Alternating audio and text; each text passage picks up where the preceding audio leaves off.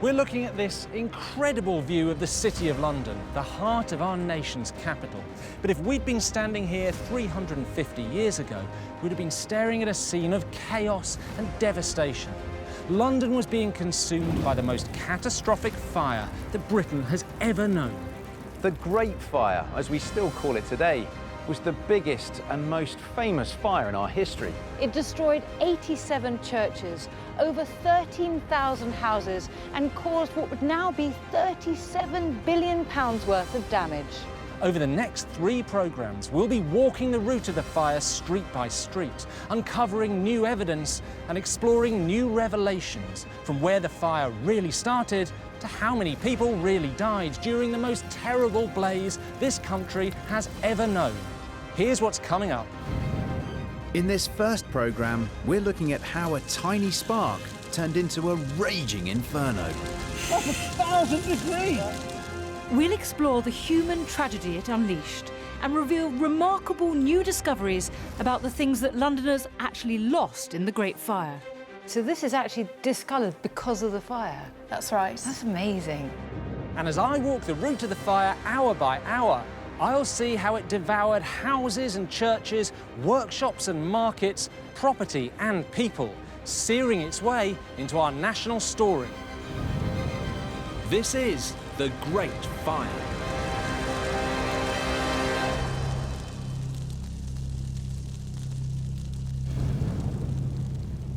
It's 3 p.m. on Saturday, the 1st of September, 1666. An ordinary Saturday at the end of what's been an exceptionally long, hot, dry summer, but also the last day before the whole of London was devoured by flames.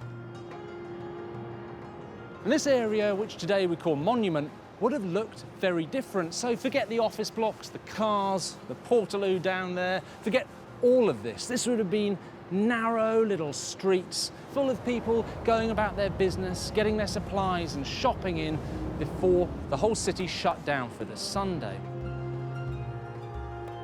Now, this street here, well, at the top of that, past these sort of rather ugly roadworks, there was a meat market, and you'd have had carts coming down the hill with all the offal and guts. Now, in the 1600s, they called offal pudding, and that's why they called this street Pudding Lane. The famous Pudding Lane was just one small street in London in 1666. In fact, the city was filled to bursting with 100,000 people living cheek by jowl, and we're going to get to know 3 of them very well. For these 3 Londoners, the disaster would have terrible consequences. And I'm going to get under their skin and uncover how the Great Fire completely devastated their lives. Our first Londoner was a shoemaker called Sybil Tame. We know her story from the records of the school where she lived and worked, Christ's Hospital. On Saturday afternoon, less than a mile away from Pudding Lane, she would have been blissfully ignorant of what was going to happen to the city in the dead of night. In 1666, this whole area was dominated by a school for orphans, Christ's Hospital. Sybil lived and worked on the school campus, making shoes for the orphan children. In fact, her workshop would have been just a few metres from where I am now. A short distance down the road from Sybil's workshop stood London's greatest landmark. This is the courtyard of St Paul's Cathedral. Today, it's popular with tourists and city workers alike. But in 1666, the whole place was bursting with booksellers. And if you wanted to get your hands on the latest bestseller, you'd probably pay a visit to our second Londoner, a bookseller called Joshua Curtin. Just half a mile away from Joshua's shop at St Paul's, and only a stone's throw from Pudding Lane, was the beating heart of London's banking elite, Lombard Street. In 1666, it was one of the wealthiest streets in the city, and one of its richest residents was Robert Viner, who lived where I'm standing right now. Robert Viner, who'd made his vast fortune as a goldsmith and a banker, is the 3rd Londoner I'll be following. But in spite of his enormous wealth and privilege, Robert Viner like our other Londoners Sybil Tame and Joshua Curtin, would be utterly transformed by the Great Fire of London. It's now 5 p.m. and the clock is counting down to a disaster that will leave London in ruins. Pudding Lane is bustling with activity, filled with the butchers, plasterers and wood turners that live and work here, going about their daily business. Just a typical Saturday afternoon. But in only 8 short hours, a spark in the ovens of their neighbour, the baker Thomas Farriner, will start a fire that will consume the city. Now, if there's one thing most of us know about the Great Fire of London, it's that it started in a bakery here on Pudding Lane. And that bakery was owned by a man called Thomas Farriner. And I want you to remember his name because he was a tricky character and he could turn out to be the villain of this whole story. So here's the first question. Where was Thomas Farriner's bakery? For centuries, the answer has been lost, but historian Dorian Gerhold has made an extraordinary new discovery. Incredibly, he's managed to pinpoint the precise location of where the fire actually started. Hello, Dorian. Now, I've seen a plaque over there that says the Great Fire of London started near here, but near is not good enough. You've been doing the work that shows exactly where it started, haven't you? Yes, I was at London Metropolitan Archives researching city properties, and I came across a plan of where the Great Fire started. It's from 13 years after the fire, but it says, Mr. Farriner's ground, there the fire began. Wow. How did you feel when you saw this? Well, I didn't actually realise how important it was because I assumed it was already known. Dorian's detective work involved cross-referencing this newly discovered plan with historic and modern-day maps of the area. It's like a jigsaw piece falling into place. It is a jigsaw piece. And remarkably, though the frontage of Thomas Farriner's bakery was on Pudding Lane, if you want to visit the very spot where the Great Fire started, it's actually on Monument Street today, a street that didn't exist back in 1666. And here's the living accommodation, but Okay. if we pace along the pavement 13 yards, we come to the edge of where the little yard was. Okay, you lead it. Amazingly, he's been able to identify the exact site of the ovens where the fire started, on present-day Monument Street. 11, 12, 13. So, 13. at this point, we've come to the edge of the little yard at the back of the house. And it says there, which was the baker's yard where he laid his bavins. Bavins? What's a bavin? They're bundles of brushwood. That's what he's putting in the oven. That's the fuel. Oh, very dangerous because, of course, the bavins, that's what the spark hits and... Exactly. So not in the shop, not in the house, not in the That's it. oven, which Exactly. was exactly here. Yes. I've got something, I think we should mark the spot. So this says, I'll just show them, the Great Fire of London started here, 2nd of September, 1666, and the exact spot is About there. just here. And that, I think, is quite amazing. Thanks to this extraordinary piece of new research, we now have our exact location for the start of the Fire of London, a street that didn't exist in 1666. Monument Street, immediately round the corner from Pudding Lane. But how on earth did a small fire in a bakery go on to take down an entire city? Welcome back. We're uncovering the truth behind the Great Fire of London. Earlier, we found out exactly where the fire started.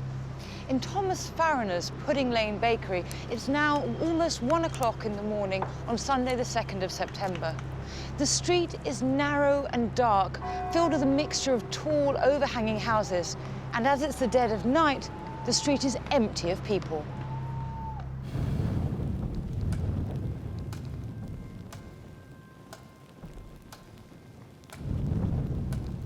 Everything's quiet in Pudding Lane, apart from the occasional bark of a stray dog.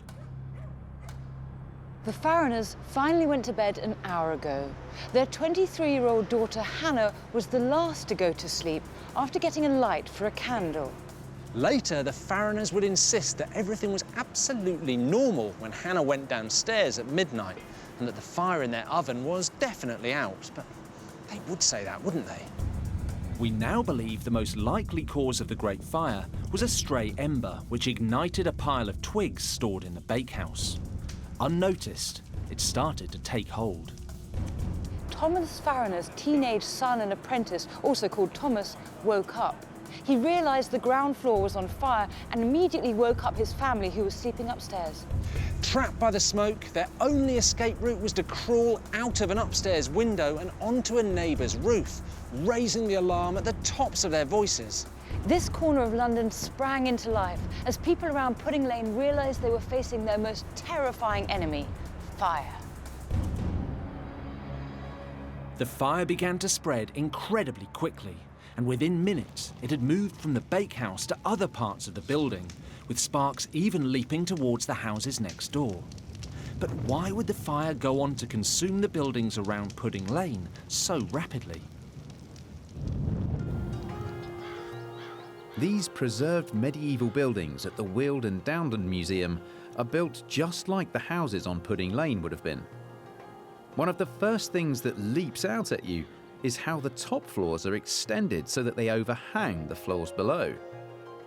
This building technique, known as jettying, might have increased the size of your house, but it was also one of the main ways the Great Fire spread across the city so fast. Jettying was great. I mean, it was predominantly useful in a city where you've got limited space. So you've got 3 stories here. You could have had 6 or 7, including the attic. And each of those would jetty out a bit yeah. further? Yeah. Jettying created more space inside a house without obstructing the street below. But it did mean that buildings were dangerously close together. In London, you'd have had a street at the bottom wide enough for a cart or a wagon, but at the top, you could probably shake hands with your neighbour. Really? You'd be that close at the top? Yeah. With the tops of the houses packed so tightly, the fire around Pudding Lane could easily jump from jetty to jetty, from roof to roof. It's now 1:30 in the morning. All of Thomas Farriner's bakery is now on fire, and the homes of the blacksmith and glazier who live next door are also starting to catch light.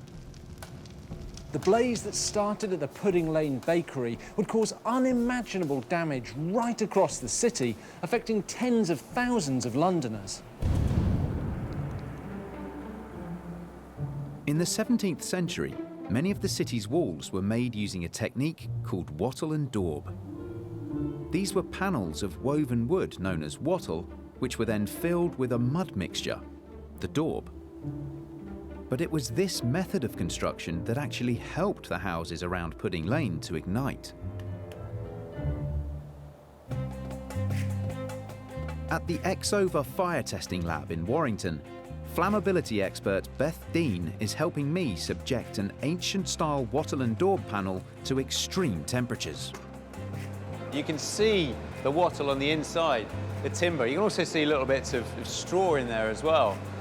Surprisingly, despite temperatures in excess of 400 degrees centigrade, the wattle and daub panel doesn't ignite.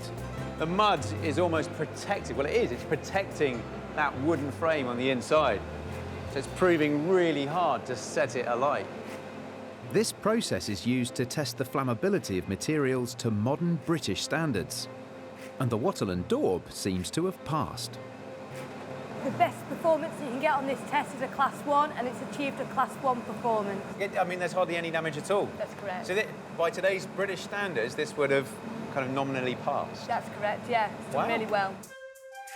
But if they were made of such fire-resistant material, why did so many of the houses around Pudding Lane burst into flames? The answer lies in the fact that many buildings in the poorer areas, where the fire started, were not brilliantly maintained. So, by exposing the wooden wattle behind the daub, all right, in it comes, we can test how flammable these run-down houses in the poorer areas would have been. So we can see there is some action already. It has and caught fire, it has ignited, yeah. And you can see the difference. That's less than a minute and it's caught fire. The houses around Pudding Lane were in a similar state of disrepair, making them all highly flammable. And it was only a matter of time before they were destroyed by the fire. It's now 2 o'clock in the morning, and the fire has been raging for almost an hour. Imagine what Pudding Lane would have been like back then. The air would have been thick with smoke, the heat would have been unbearable, and over the ever-present sound of flames, you'd have been able to hear the screams of terrified residents. I guess in 1666, all the buildings around here would have gone up incredibly quickly. A lot of the rundown buildings and houses had old, dry, rotten timbers, exposed wattle in the walls. You really couldn't ask for much more fuel for a fire. But hang on, the authorities knew about this, surely? There'd been fires before. The authorities did know, and they had tried to force people to build with brick, but progress had been really slow, such that in September 1666, the city was still a huge tinderbox. By 2:15, the fire has entirely engulfed Thomas Farriner's bakery, and his neighbours, the blacksmith William Walter Smith and Thomas Knight, the glazier, barely have time to collect their precious few belongings before their houses go up in flames too. But for most Londoners, the first hint of impending disaster was the sound of church bells. Within minutes of the fire taking hold, the bells of this church, St Magnus the Martyr, just a street away from Pudding Lane, were ringing out in alarm. And the warden of this particular church was actually Thomas Farriner the baker himself. I'm meeting Chief Bell Ringer Dickon Love to discover just how important ringing the alarm bells would have been. You don't expect bells to be ringing at 2 or 3 o'clock in the morning. They're the loudest thing you've got. People need to be warned. And therefore, ringing the bells was a way to wake people up and make sure that they were aware that all was not right in London. And how important was the ringing of bells in the story of the Great Fire? The bells are in belfries across London, all above the other houses. It's the best way of getting the message across. And if they're rung at a time when you don't expect them, then you know there's something wrong.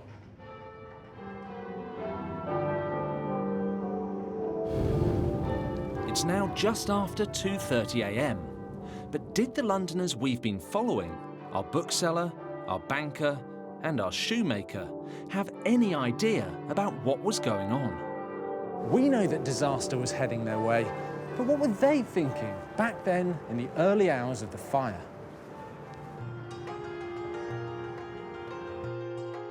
Robert Viner was one of the most powerful men in the whole country. He'd made his vast fortune as a goldsmith, and like many other goldsmiths in 1666, had moved into banking. Robert would have heard the alarm bells ringing out just a few hundred metres down the road. But safe within his mansion on Lombard Street, he must have felt like nothing could touch him. We know that Robert Viner lived here on this street with his wife Mary and his children. We also know that he had been trained as a goldsmith by his uncle and that he was close friends with Charles II. In fact, he acted as his principal banker, advancing him large sums of his own money. But Robert Viner's mansion was just a few hundred metres from the epicentre around Pudding Lane, and the fire was moving fast in his direction. He may have thought that he was secure, but it wouldn't be long before his home was overcome by flames. Just half a mile away in the shadow of St Paul's Cathedral, our bookseller Joshua Curtin was completely unaware of the blaze taking hold along Pudding Lane. Joshua Curtin traded as a bookseller for many years and ran a successful business with many loyal customers, including Samuel Pepys. Remarkably, we know from detailed records kept about London's booksellers exactly where Joshua's shop was at the time of the Great Fire. He moved premises several times, but we have pinpointed the location of his shop in September 1666. At the time of the fire, his premises were located here, exactly on the spot where I'm standing. But Joshua's stock, his bundles of paper, wadges of documents, and stacks of books were all incredibly flammable. A small spark could have set Joshua's entire livelihood ablaze, and tearing through the city towards him was the worst fire London had ever seen. At first, only the churches near Pudding Lane would have been ringing the alarm bells. But soon bell towers across the city joined in the call. So an hour and a half into the fire, Londoners, like our shoemaker Sybil Tame, would have known that something was very wrong. Just under a mile away from Pudding Lane was Christ Hospital School, where Sybil Tame lived and worked as a shoemaker. Sybil was a single mother with 3 young daughters to feed, and like many other widows, she'd taken on her husband's job when he died in order to make ends meet. Very little remains to show us the work of 17th century shoemakers like Sybil, but the Museum of London has given me an incredible opportunity to examine 2 children's shoes found among the ruins of the fire. Just the kind of thing that Sybil was making. I've got 2 children's shoes that were found in London in 1959, and they were actually found with ash and fire debris in them from the time of the Great Fire. I love the detailing on the back here. It's really quite charming. I mean, it's quite subtle, but just enough little interest to make them slightly prettier than certainly this shoe, which looks a little bit more as if it was a boy's shoe. And they're really worn. This one, for example, is rather misshapen and bent and has a hole at the toe. And this one has a quite large gouge from the side, as if perhaps the child had outgrown it and the leather had worn and split, or they'd gone along the road and sort of scuffed their shoes. We know from Christ Hospital records that when it came to making shoes for the school children, Sybil had a problem with quality control. The nurses complained about the quality of her footwear. So she wasn't very good at making them. The big problem was that the shoes didn't have sufficiently robust soles for the children getting damp feet and then becoming ill. But Sybil was a feisty character, and she argued with the school authorities. Instead of getting fired, she actually ended up getting a pay rise. Over the years leading up to the Great Fire, Sybil had many more run-ins with the school, thanks to her reputation as a woman who liked life's pleasures. Sybil was reported by one of the school porters for having been visited in her rooms by men servants at very ill hours, and she almost lost her shop as a result. Whatever the truth of these rumours, what I love about Sybil is that she's one of those intriguing characters who reminds us that people in history could be just like us, with their loves and lusts, their flaws and their foibles. We'll never know for certain what Sybil was up to on the night of the fire, but if her track record was anything to go by, she could have been entertaining a young man in her rooms, blissfully unaware that the blaze was heading in her direction.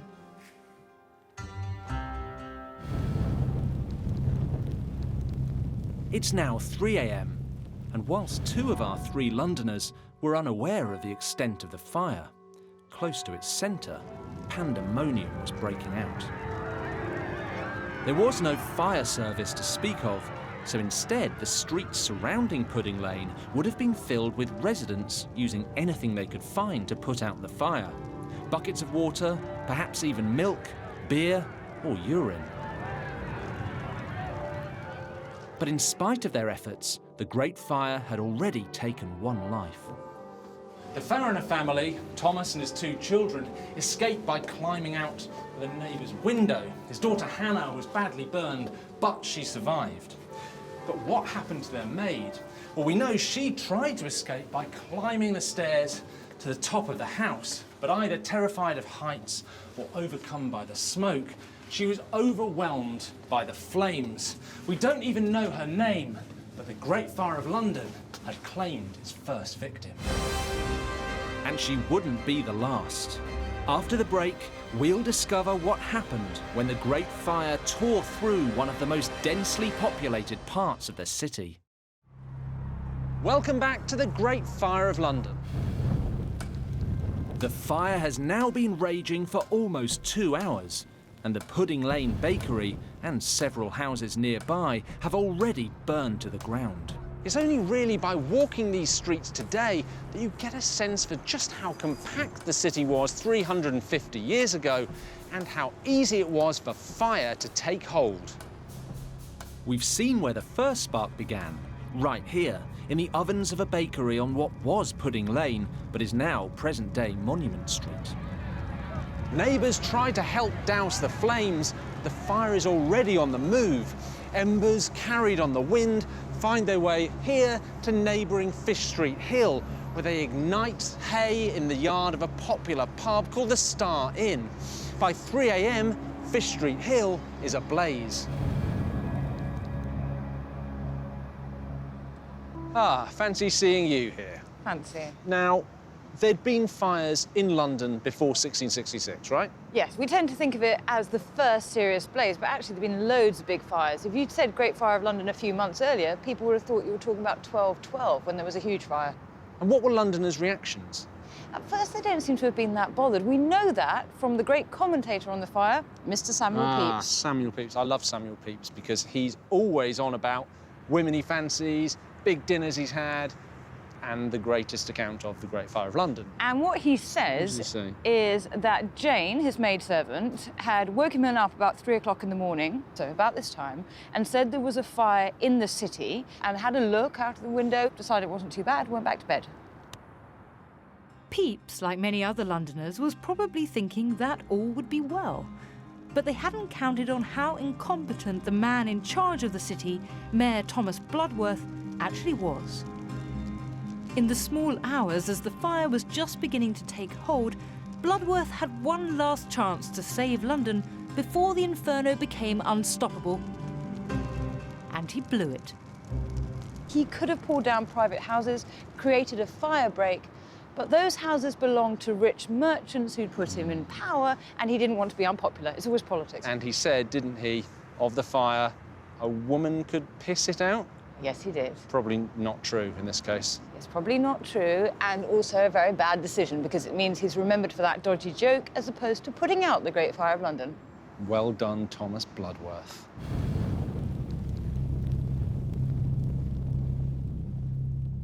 It's now 4 a.m. and the fire's creeping down this road, Fish Street Hill. It's not moving any faster than before, but the scary thing is where it's headed.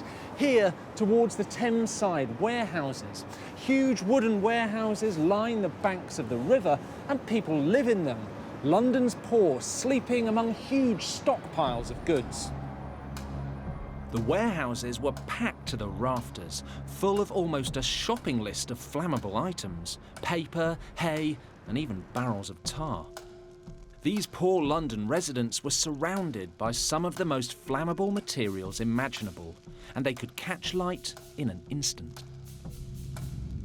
And at 4 a.m, when the fire reached the warehouses that lined the Thames, they suddenly exploded.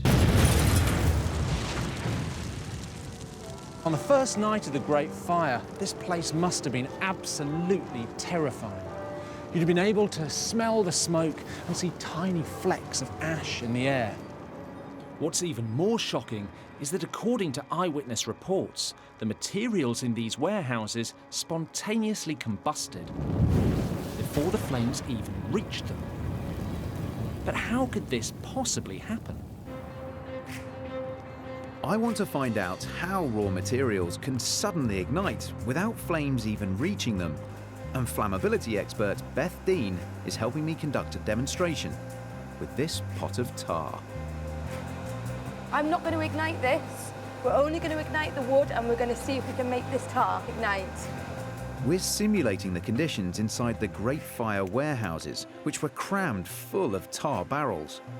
We're going to find out how they would have spontaneously combusted when the temperature got high enough. When a material ignites without any direct flame, it's because the heat is radiating down onto the material, and it gets so hot that it just ignites on its own. The temperature is rising and rising. Unburnt fuel that's here in the smoke layer is now starting to ignite, and we call it rollover. You can see the flames are licking across the ceiling, That's and that's the gases igniting, That's is it? exactly right, yeah.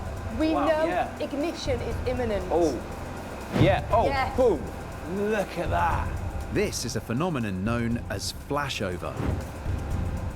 The temperatures have reached a point that means the heat of the room alone is enough to set the tar alight.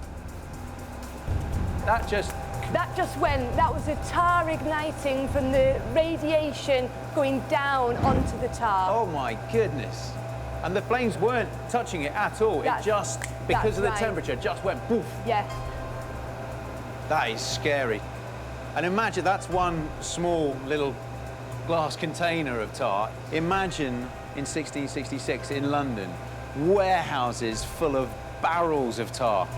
Absolutely devastating. Nothing had any chance of surviving. It's now 5 in the morning on Sunday the 2nd of September, and the terrifying sound of the warehouses exploding would have been heard right across the city. Actually, the burning of these warehouses is a critical moment in the story of the Great Fire, because this inferno ended up destroying what would now be billions of pounds worth of goods and property. As dawn broke, London was in utter chaos. Most people had stopped trying to put out the fire and were now desperately scrambling to save themselves and their things. Forget community spirit, now it was every man, woman and child for themselves. People were moving their possessions from house to house, heaving furniture onto carts, lugging stuff on their backs. And the city's churches and cathedrals were becoming makeshift warehouses as people crammed them full with their belongings. But how were our Londoners coping with the turmoil that had descended on the city? Our shoemaker Sybil Tame and bookseller Joshua Curtin were in no immediate danger, but by now, the mansion of our banker Robert Viner was just 100 metres from the growing Inferno. With a household full of servants at his disposal, he would have had every single one of them ferrying his things out of the fire's path. But his most valuable possessions, his gold and his jewellery, probably never left his sight as he prepared to flee. Another Londoner caught up in the terror that had hit London's streets was Samuel Pepys. Pepys's diary is so intense that it almost seems to freeze this moment in time.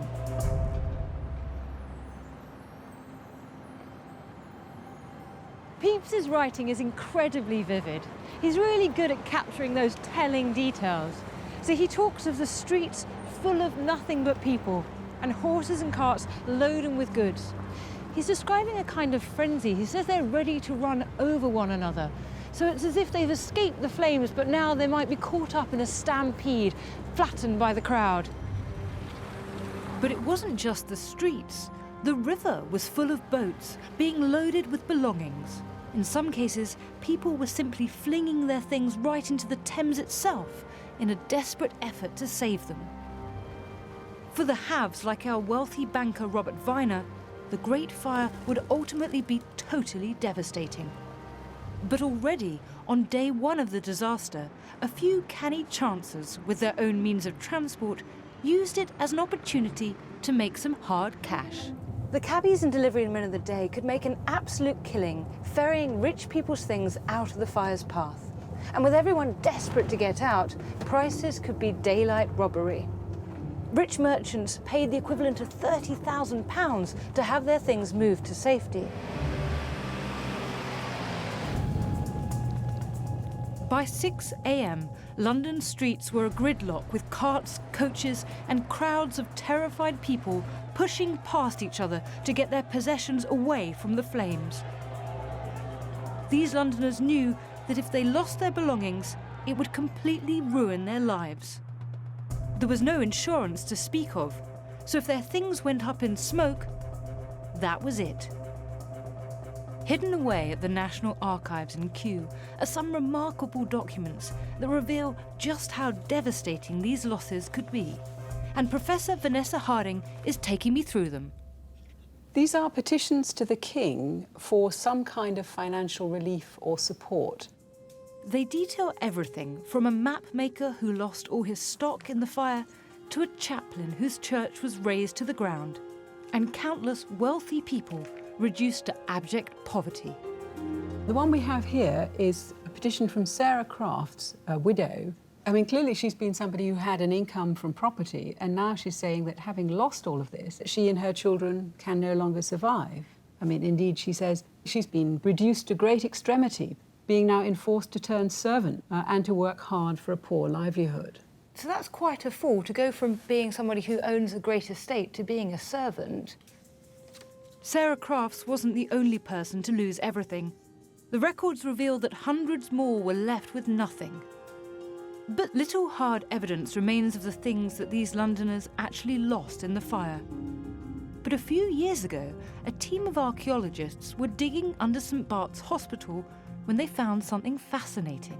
It was an unusually thick layer of burnt material, showing up as black earth, and within it were some of the only objects known to have actually survived the Great Fire. I'm meeting archaeologist Claire Koger, who led the excavation. Tell me about these things that you found. So these clay tobacco pipes are covered in charcoal. So this is actually discoloured because of the fire? That's right. That's amazing. What else have we got here? So we've got a belt buckle and these burnt buttons, which would have fallen off someone's clothes, perhaps gathering their most precious or important belongings, or perhaps they didn't have time. So there's a sense that maybe people were rushing to pull their stuff together, bundling it up, and then a button dropped. That's right. And what's this? This is a beer mug. A beer mug? Yes, from the period. So here we have a real picture. You've got someone sitting there with their leather belt on and they're drinking their beer, you know, with a pipe in their mouth. You've got a whole picture of life, haven't you? Yeah. You're relaxing at the bar and then suddenly... you hear news of a fire and you run. Yeah, you drop everything and run. It's now 7 a.m, and by now, another Londoner who was dropping everything and running was Samuel Pepys. Although he, at first, wasn't scared by the fire, he did eventually think he needed to send his stuff away, including his diary. He was away for a week. He must have hated being apart from it, but I guess it's just as well he sent it away, because otherwise we wouldn't have one of the best accounts of the Great Fire. But my favourite Pepys story doesn't involve his diary, it involves his cheese. One of his most valuable possessions was a block of Parmesan, but he didn't send it out of London, he buried it in his garden. Yeah, well, it makes sense. It was a total delicacy at the time. It would have cost a fortune to replace, so of course he did. Now, this isn't actually Pepys's cheese. You don't say. We don't know if he ever dug up his original piece of Parmesan, so, in fact, as far as we know, it might still be buried under London somewhere, probably under, you know, an office block or something, mouldering away.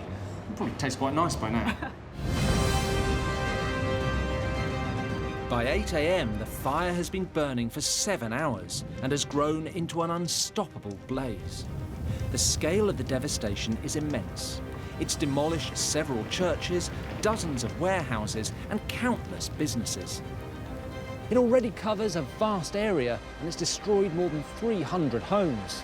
But there's much, much worse to come.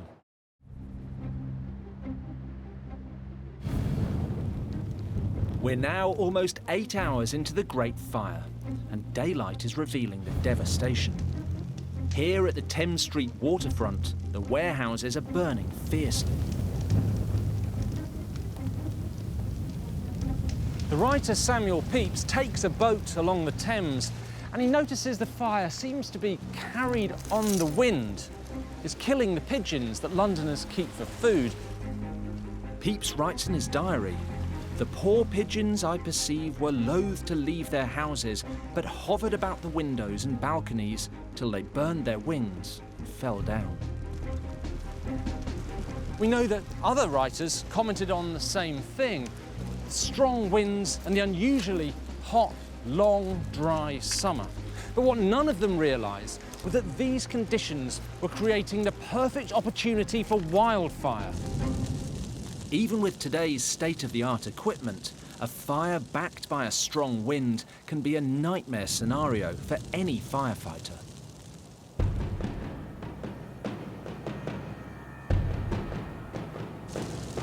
This is the Fire Service College in Gloucestershire, and I'm here to discover why the strong winds in 1666 had such a devastating effect. With the help of fireman Justin Thorne, I've built stacks of wood and paper to mimic the conditions inside the buildings that helped the fire take hold so quickly. You can see we have built something that's ready to go. I'm just going to give it the final touch here with this lance.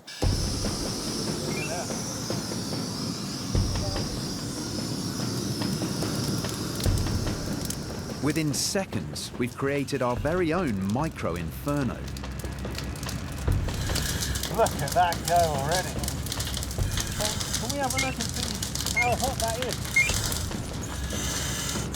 We can measure the heat with this specially adapted thermal camera. 452 degrees, so that's a normal fire, temperature-wise. But on that first morning of the Great Fire in 1666, we know the winds really picked up and the fire turned from bad to worse. Something we're going to replicate with this industrial strength fan.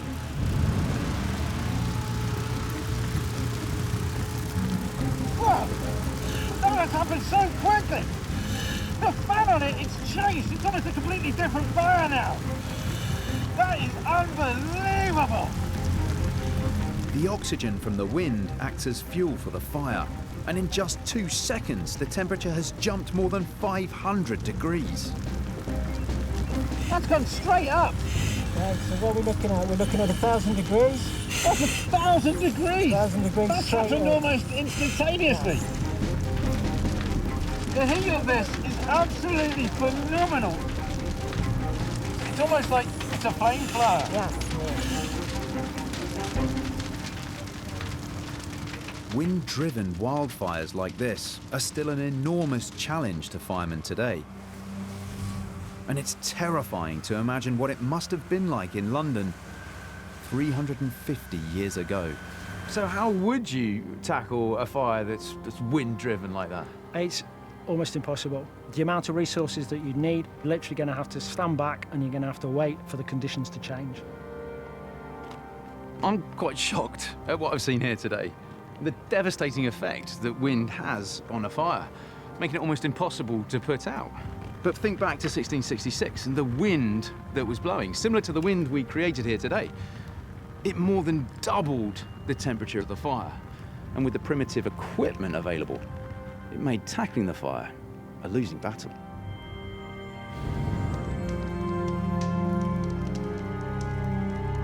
Today, London's a hive of activity. But looking down on the area of the city around Pudding Lane in 1666, it would have been a wasteland. We're now 8 hours into the Great Fire of London, and already it's destroyed 3 churches, rows of warehouses, and hundreds of homes. The fire's reached a size and speed where it's become unstoppable. Samuel Pepys has even given it a name. He calls it the Infinite Great Fire, or as we say today, the Great Fire of London. It's been shocking seeing just how quickly the fire took hold. These really were the perfect conditions for the perfect storm. And you have to feel for the ordinary Londoners caught up in the blaze, the shoemakers, booksellers and bankers, so many people whose lives would be changed forever by the disaster. And the Great Fire was far from over.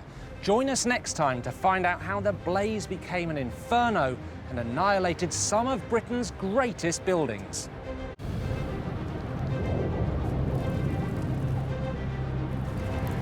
London, one of the busiest cities in the world. But if I'd been here in September 1666, I'd have been walking through the heart of a terrible inferno, surrounded by chaos and panic. The capital was in flames. 350 years ago, the Great Fire raged for 4 days and nights. The streets below us would have been a scene of utter carnage, as nearly all the buildings in the City of London were destroyed. In our last programme, we investigated the start of the fire, and with the help of some new research, we found precisely where the bakery was, where it all began. Exactly here. And that is quite amazing. This time we'll be following the trail of devastation as the blaze spreads even further, claiming all the important buildings in the city. Nearly 1,000 homes and shops were destroyed on day 1 of the fire, but on days 2 and 3 there was much worse to follow. I'll be walking the route of the Great Fire on its second and third days, finding out how people fought to stop it every step of the way. Oh, wow, look at them go. New research will uncover how the flames were able to spring up like wildfire all over London. Oh, there we go. Now we've got fire. We'll see how Londoners turned against each other, looking for someone to blame. They really are the bakers from hell, aren't they? And underground, I discover the lost remains of St Paul's from 1666. We can see something no one gets a chance to see, the pillars of medieval St Paul's. This is the Great Fire.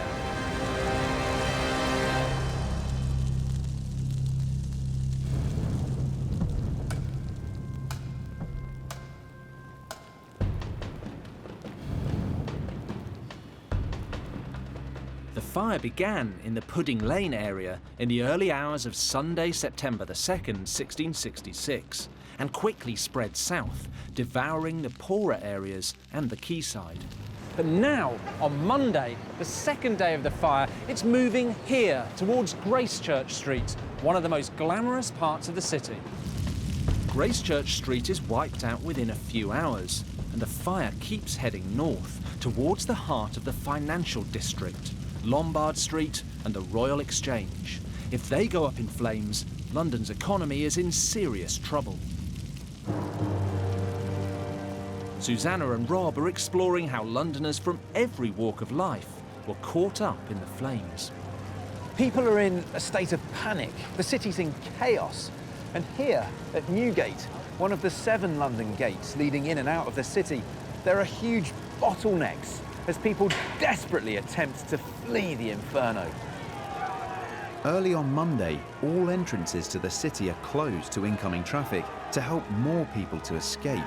As it spreads, the fire makes no allowance for class or wealth. Everyone, rich or poor, is under threat.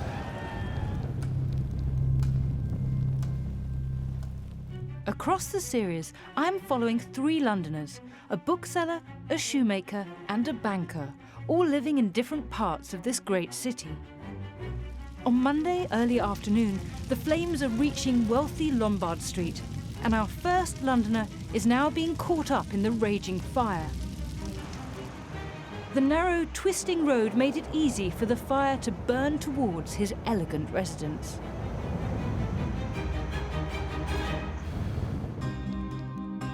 Robert Viner was a wealthy banker and goldsmith, and one of the most influential men in England.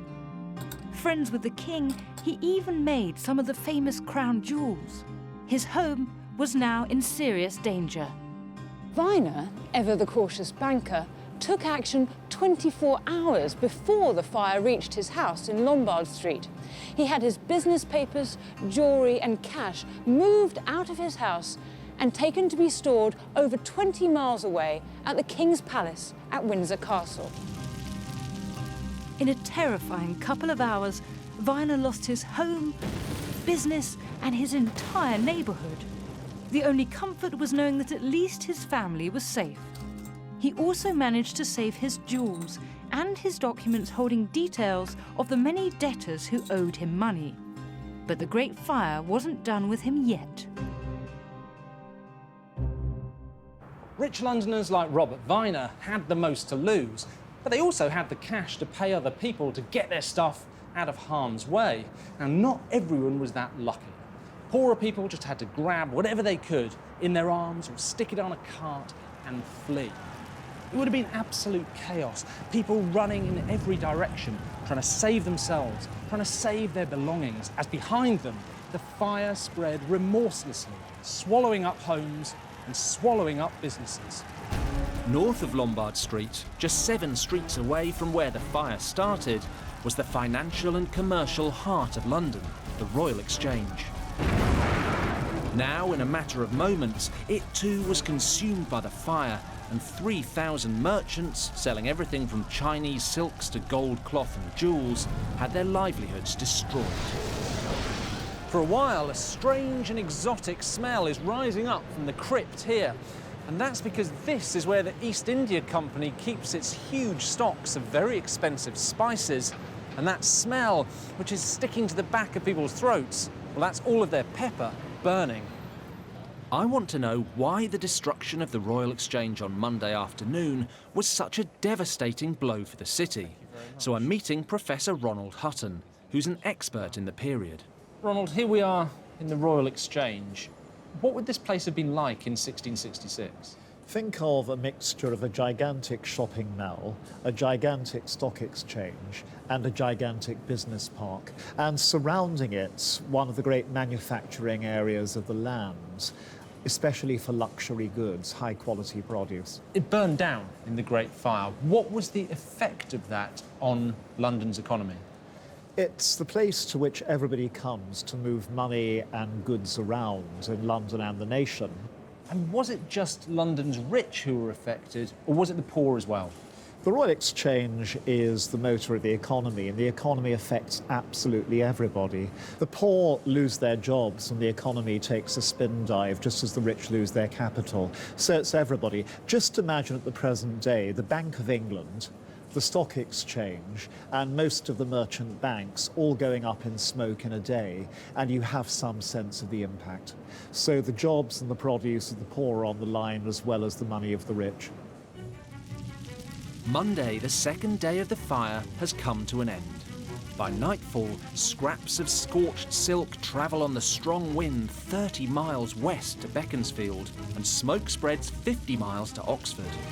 Writer Samuel Pepys reports the front line of the fire is now a mile wide. After the break, we see how on the next day, London's top luxury shops turn to smoking ruins. The blaze overtakes so much of the city that the only man who can save it is the king himself. It's dawn on the third day of the Great Fire of London. I'm walking in the footsteps of the fire, uncovering the facts behind Britain's most devastating inferno.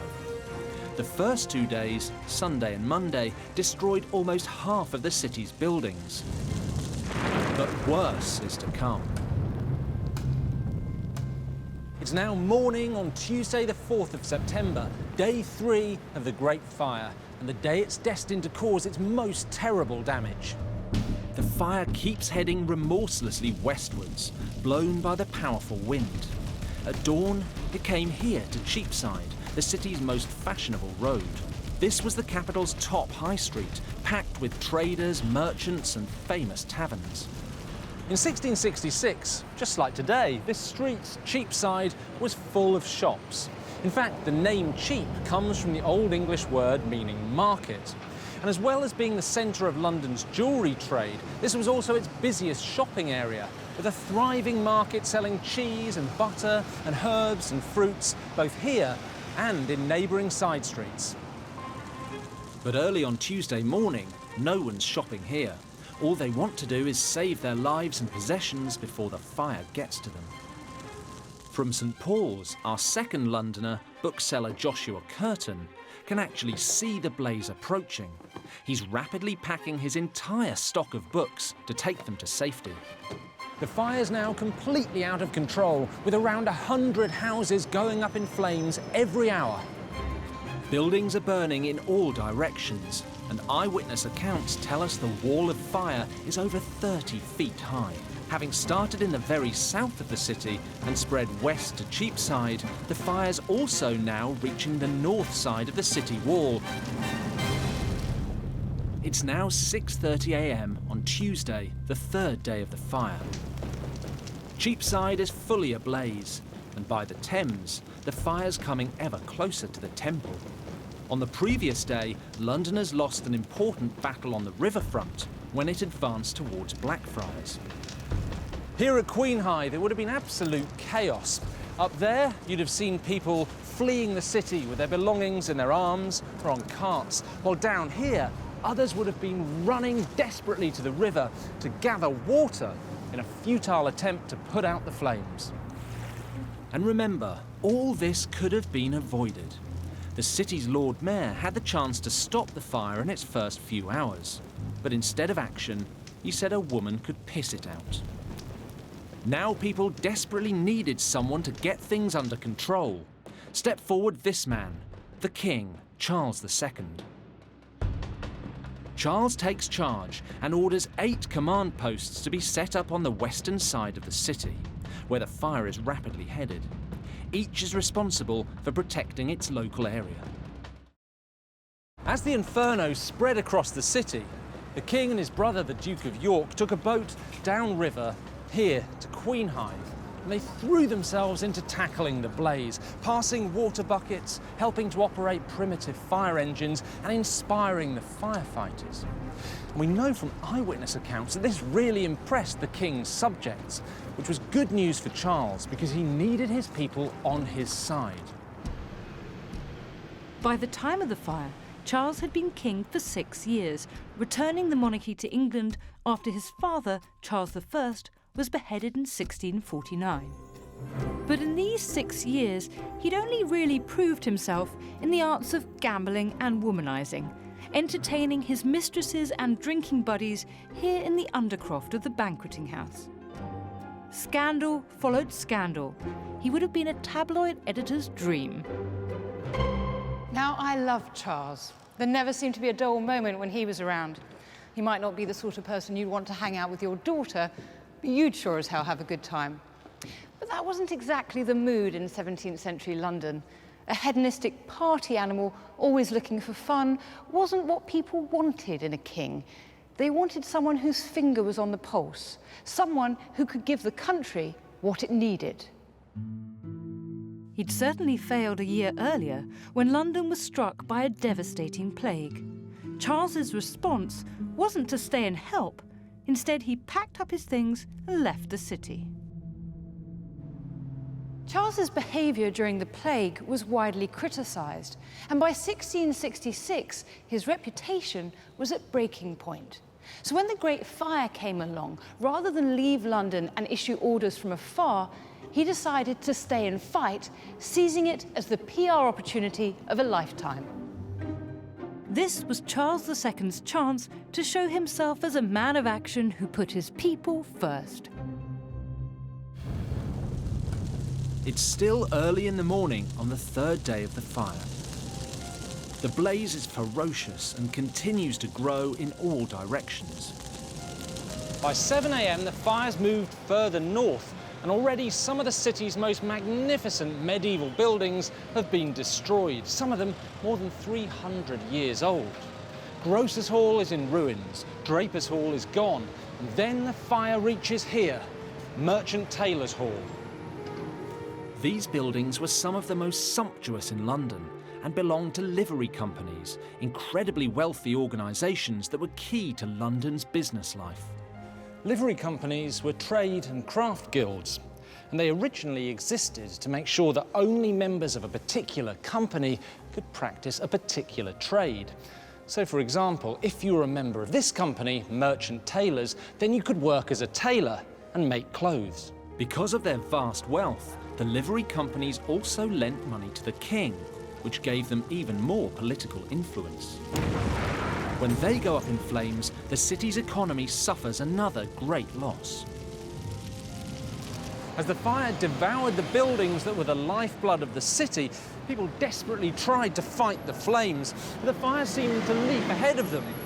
Now, a strong wind had been blowing since the beginning of the fire, and contemporary accounts say the flames seemed to leap from building to building, often as much as half a mile at a time. To find out the real answer why the Great Fire was spreading so rapidly and why new fires were breaking out all over London, I'm heading to Imperial College.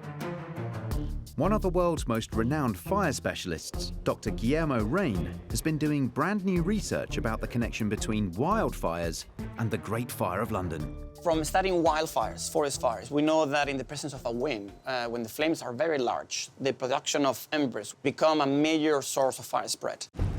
Embers are small pieces of burning debris that can be blown from building to building. We know that the first 3 days of the fire were very windy, and the wind carried embers across London, starting fires in distant places, just like wildfires. So this is something unique about the Great Fire of London, that it was a fire that was so large that the fire saw the city as a forest, literally. Really? Yeah. To demonstrate how embers could spread the fire far and wide across London's rooftops, Dr. Rain has created 2 models of the clay roofs commonly found in 1666. The one on the right has good intact roof tiles. The other is damaged and broken, and you can see the wooden slats underneath. Many houses would have been hundreds of years old, and the damaged roofs especially would have been very easy prey to embers. At the time where the Great Fire of London really was prolific was quite a poor area of London, so the houses would have been not well maintained, almost slum-like. I want to find out just how quickly the wind-blown embers started new fires once they landed on roofs. Dr. Rain has his own ember generator called the Imperial Dragon. This replicates the way that embers would have been fanned and carried by the wind during the Great Fire. Oh, wow, it's straight away. Look at them go. These aren't sparks, these are embers, and there's a difference there. Yeah. Because an ember still has a certain amount of fuel in itself, does it? Exactly. The embers bounce off the intact tiles, leaving the roof undamaged, but the gaps in the broken tiles on the left let the embers in. Some of them are sneaking in those tiny little gaps, aren't they? So you can see the very small embers, they just land there and they stay there unignited. Within minutes, the roof with the broken tiles and the revealed wooden slats is on fire. Oh, there we go. It's up. Yeah. Now we've got fire. And now the fire will develop into the house and the whole building will be engulfed in fire. Given the huge spread of the Great Fire, there would have been countless embers flying about, starting new fires constantly. To make matters worse, the strong wind blowing at the time leads Dr. Rain to estimate these embers could be carried hundreds of meters from their point of origin. It's terrifying, isn't it? Thinking that you were possibly safe because you were that far away from the main fire, but actually you may very well have had a ticking time bomb lodged in your roof. Yeah.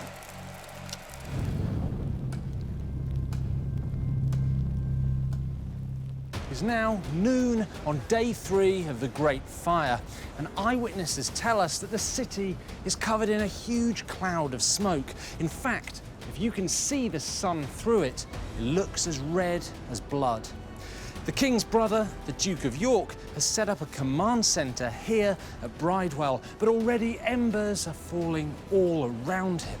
He's soon surrounded by fire and almost overcome. He has no choice but to order his men to flee. In fact, he's lucky to get away alive. And all around him, the city is falling into chaos.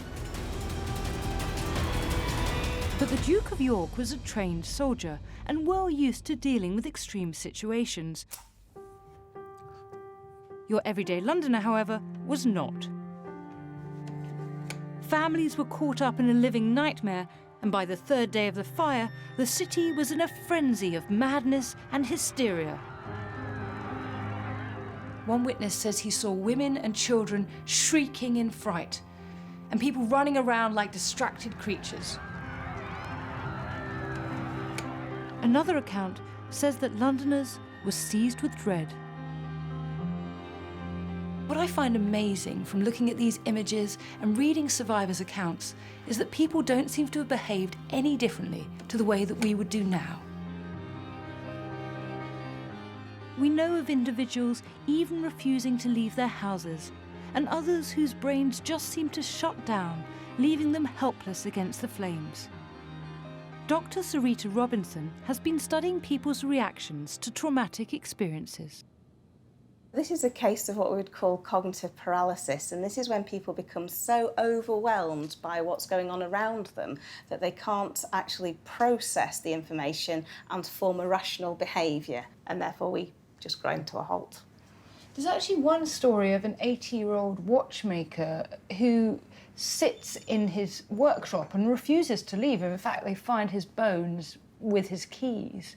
Yes, in the case of your watchmaker, then actually what we're seeing is some sort of denial behaviours, perhaps. They don't believe that they're going to be consumed by the fire. So in other words, what's going on, it's a form of psychological comfort to people just to stay put and not think about the fire, although, as you say, these consequences were fatal. It's now 1 p.m. on Tuesday afternoon, and the fire has been raging for over 3 days. With so many people terrified, paralysed or running around, there were bound to be a few chances. Amid the mayhem, one of the greatest dangers to what remained of public order was the prisons. And here, where the Old Bailey stands today, was one of London's most famous jails. It was called Newgate. And as the fire spread, an armed guard marched the prisoners out of Newgate and took them south to safety in Southwark. But of course, some of the prisoners saw this as their perfect opportunity to make an escape, and they scarpered in all directions. Well into the third day of the fire, many other dodgy Londoners exploited the situation by looting. To find out why crimes like these became rife during the Great Fire, I'm meeting Rebecca Radil, who has researched the subject extensively. Rebecca, what I'm really interested in is the fact there's so many petty crimes during the fire. Have you come across them a lot? Yes, and the stories are always quite hilarious, actually. So you get people grabbing goods like tobacco, like brandy. They were goods that anyone could really buy, but they were slightly luxurious as well. It wasn't like buying a loaf of bread. It wasn't a necessity. So if you saw a tobacco shop that was vacant and clearly nobody was there, lots of people would have just picked up these goods.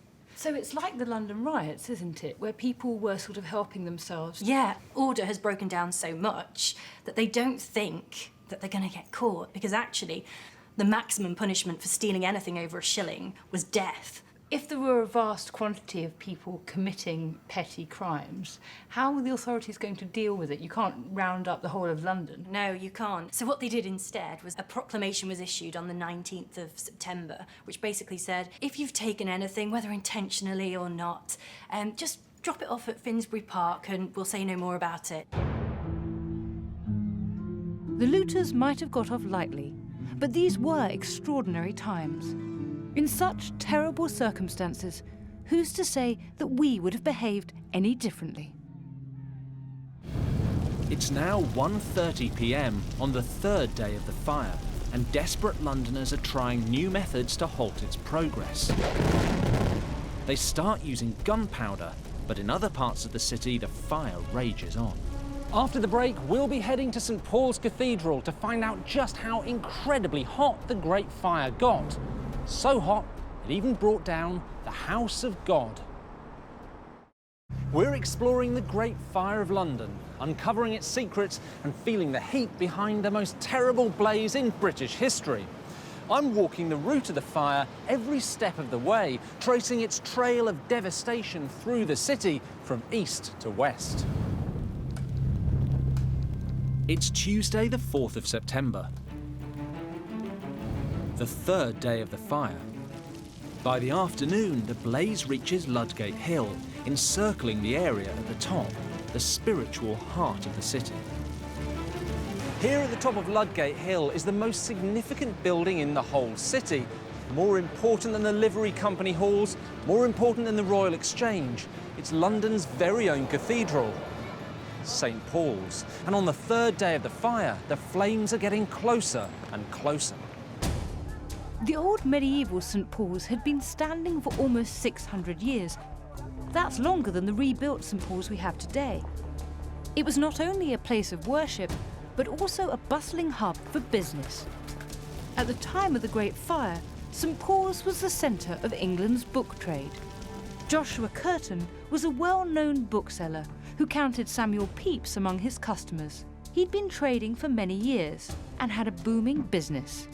When news of the fire broke, the booksellers, printers and stationers in this area were deeply anxious, and understandably so. They were surrounded by stacks and stacks of flammable materials, books, rolls of parchment and countless prints and pamphlets. And those flammable materials were their livelihood. Desperate to save their stock, the booksellers decided to hide everything underground, inside St Paul's crypt. Thousands and thousands of books were rushed into the building. Joshua was allocated a spot over here. And over the course of 2 panic-stricken days, he heaved all of his books inside to safety, or so he thought. The booksellers thought the crypt was impregnable, but the cathedral was being repaired and was covered in wooden scaffolding. Tragically, the scaffolding caught fire and St Paul's went up in flames. The fire around the cathedral was so hot that the very stones exploded like grenades. But Joshua might still have hoped that at least the crypt would be safe. That is until, as one eyewitness put it, great beams and massy stones fell on the pavement and broke through into the crypt, destroying all the books.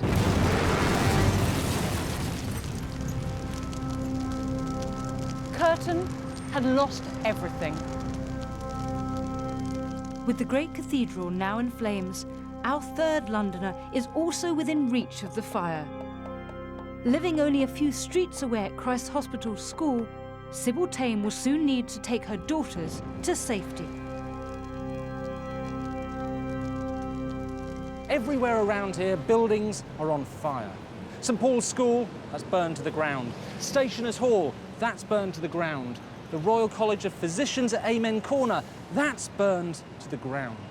And still the wind continues to blow, fanning the flames. The fire's now reached the point that firefighters call fully developed. It's at its hottest and it's most dangerous. To bring down a stone colossus like St Paul's, the fire must have been incredibly hot. Museum of London Archaeology has in its collection objects that hold clues to the intense temperatures the fire reached. I'm meeting lead archaeologist Gustav Milne. Gus, what have we got here? What we have is some material from a building right next to the bakehouse where the fire started. This is a red brick, or was a red brick, from the cellar floor of that basement. And as you can see, it's a little bit black. What does that actually tell us? It was a storage cell, it was a warehouse in which barrels of wood pitch were being stored. Pitch was used on wooden boats and houses to waterproof them and stop them from rotting. The problem with pitch, it's combustible. And what's happened is the wood pitch has boiled and percolated all the way through the bricks.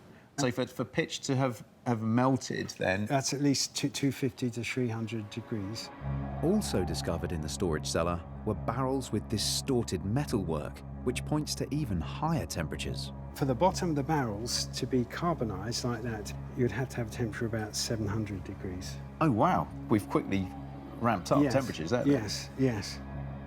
In fact, the temperature got so high that the metal not only got distorted, it actually melted. Now, this is a padlock that was discovered by archaeologists and dated back to the time of the Great Fire of London. Now, this would have been made of iron, and you can see the damage on that, and that's fire damage. And to distort the metal like it has done there, the temperatures involved would have been phenomenal. I want to test exactly how great a temperature would have deformed this padlock so much, and so find out how hot the Great Fire became. I've enlisted the help of Eirik Christensen from Imperial College London and Robin Williams, a blacksmith. I've got a padlock here, so can we use the forge here, see what we can do with this padlock? Yeah, certainly, yeah. Eirik, you've got a complicated-looking thermometer here, is it? That's essentially exactly it. It's a temperature probe that can go to really high temperatures. This state-of-the-art piece of kit can read temperatures over 1,000 degrees. So it's time to find out what temperature will melt the padlock. So I'm just going to pop that there on the top. Let's see what happens, shall we? I've got Richard behind me here who's pumping the bellows, which is blowing air into our fire, which is giving it all it needs to get up to really, really high temperatures. It's representative of what was going on at the Great Fire of London because of the enormous winds that were going, the amount of fuel that was available. We take a reading after a few minutes. Despite the heat, the padlock looks intact. Look at that glowing away, goodness me. That's a gorgeous colour. What are you up there now, Eirik? We're over 700 degrees, closer to 800 degrees. 800 degrees. Oh, look at it glow. Woo! Right, let's get it in again. The padlock is very hot, but not deformed like the one found in the Great Fire ruins. So we increase the temperature. Right, let's pull that out. Okay, right, let's have a look at this. Whoa! Oh, look at that. Right, Eirik, what are we at there? So we are just shooting well above 1,000 degrees right there. It's melted and metal's burnt. We've burnt a hole through the iron there. You certainly have. Goodness me. We've managed to kind of replicate the padlock that was retrieved. You can see the kind of temperatures we're talking about. And we were over 1,000 degrees to get that. I mean, that is ruined, isn't it? That's horrific. Our tests have confirmed that temperatures during the Great Fire reached over 1,000 degrees, enough to destroy the strongest of building materials like stone and iron, and hot enough to devour St. Paul's.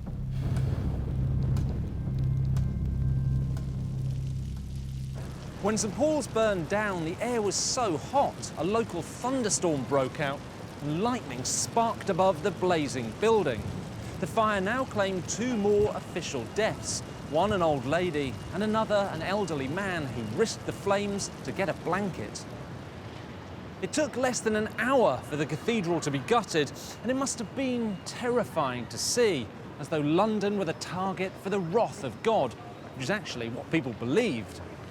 The lead from the cathedral roof melted and it poured down Ludgate Hill. The new Cathedral of St. Paul's was built within the footprint of the one lost in the Great Fire. Designed by the brilliant architect Sir Christopher Wren, it's one of the most famous landmarks in Britain. But hidden in the cathedral gardens, there's a secret hardly anyone knows about. Looking forward to this. Underground, a small part of the original cathedral still survives, and I have a unique opportunity to see it. So this is it? This is the doorway to the crypt? Can we have a look? Yeah.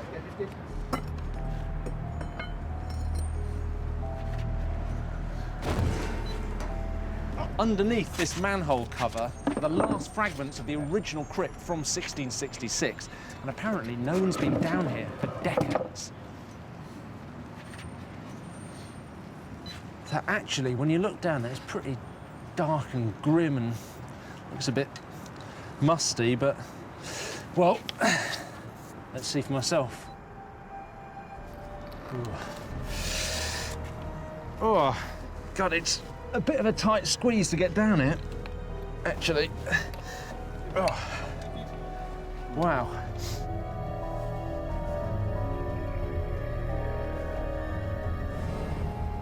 When you're down, this is pretty amazing, because here we are underneath St. Paul's, one of the great landmarks of London, one of the great landmark buildings of the world, and we can see something almost no one gets a chance to see, the pillars of medieval St. Paul's. And we can also see over here what look like scorch marks, these black marks on the stone. And it's amazing to think that those have been made by the Great Fire itself.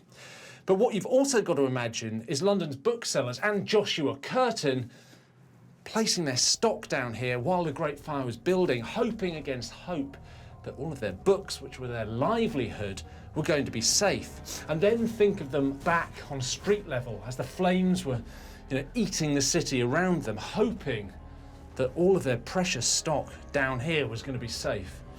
It's incredible. Their hopes were dashed. Everything was destroyed. It's good down here, but I'm off to the land of the living. The burning of St. Paul's, London's most significant religious building, shocked the city, but it also brought out the dark heart of Londoners, because someone surely had to take the blame. Surprisingly, the first to be accused was not the Pudding Lane baker, Thomas Fariner. Instead, people wanted to blame foreigners for starting the fire. You have to remember that 17th century London was a social powder keg. A spark could set it off at any time. 3 days into the fire, a mob of enraged Londoners took to the streets following a rumour of a Dutch invasion. The city was descending into chaos. Human beings on the whole like there to be a culprit, and they like to catch the culprit. And so who were the prime suspects? Number one is the Dutch. We're at war with them. Number two, we're also at war with the French, and the French are worse than the Dutch because they're Catholic. And the third are Catholics in general, the homegrown traditional English threat that actually had produced the gunpowder plot and are therefore capable of atrocity on a grand scale. During the third day of the fire, reports were coming in of a mob running amok, picking on innocent victims. I think the worst case for me is a woman with an apron full of chicks. little chickens in Moorfields. Some nutcase thought that she was carrying fireballs in her apron. She'd been throwing them around. And a mob just got this idea, set on her the clubs and cut her breasts off. They pretty well literally went mad. Coming up next, we find out more about why the most obvious of culprits, the Pudding Lane baker himself, Mr. Fariner, managed to dodge the wrath of Londoners. And we discover who actually ended up paying the ultimate price for starting the Great Fire of London. Welcome back to the Great Fire of London. It's now early evening on Tuesday, the 4th of September, the third day of the Great Fire. St Paul's is still in flames, and so is the city's economy. In this mad panic, Londoners cast the net widely for someone to blame. Against all common sense, Thomas Fariner, the baker from the Pudding Lane area, is not the first to be accused.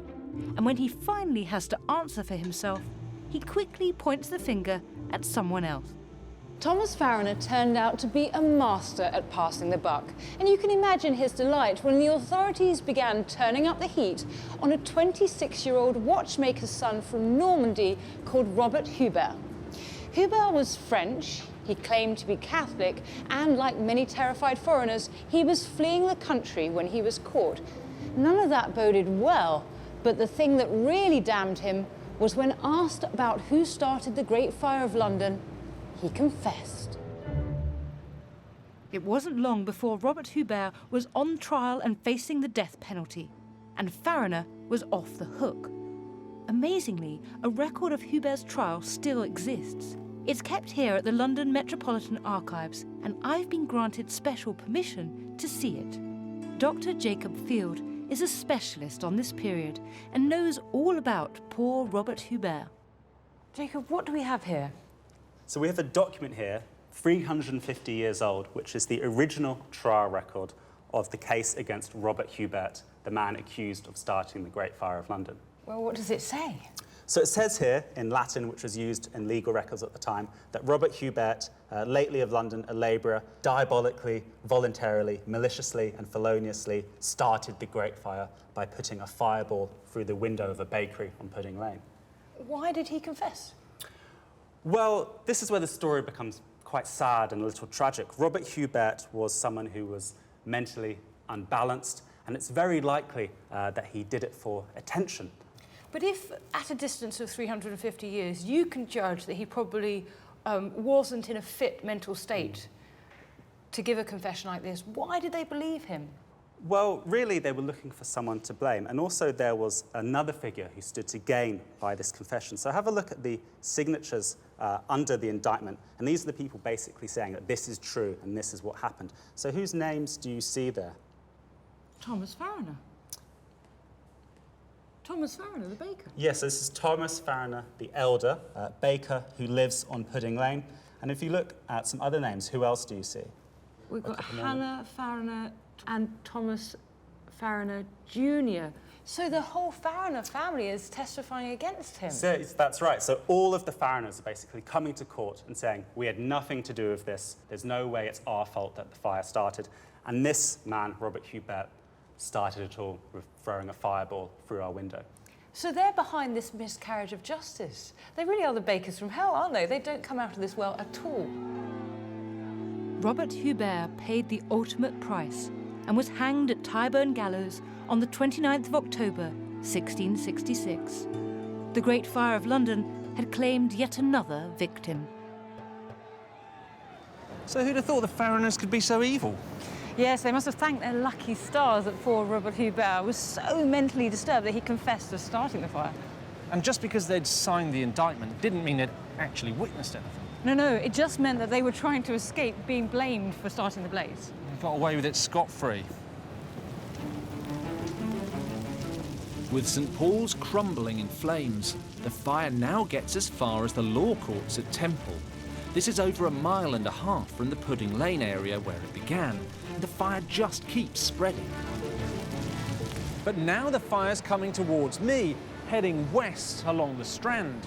The King's brother, the Duke of York, is struggling desperately to fight it. And all around here, houses are being torn down to stop the fire from spreading any further down there, towards the King's Palace at Whitehall.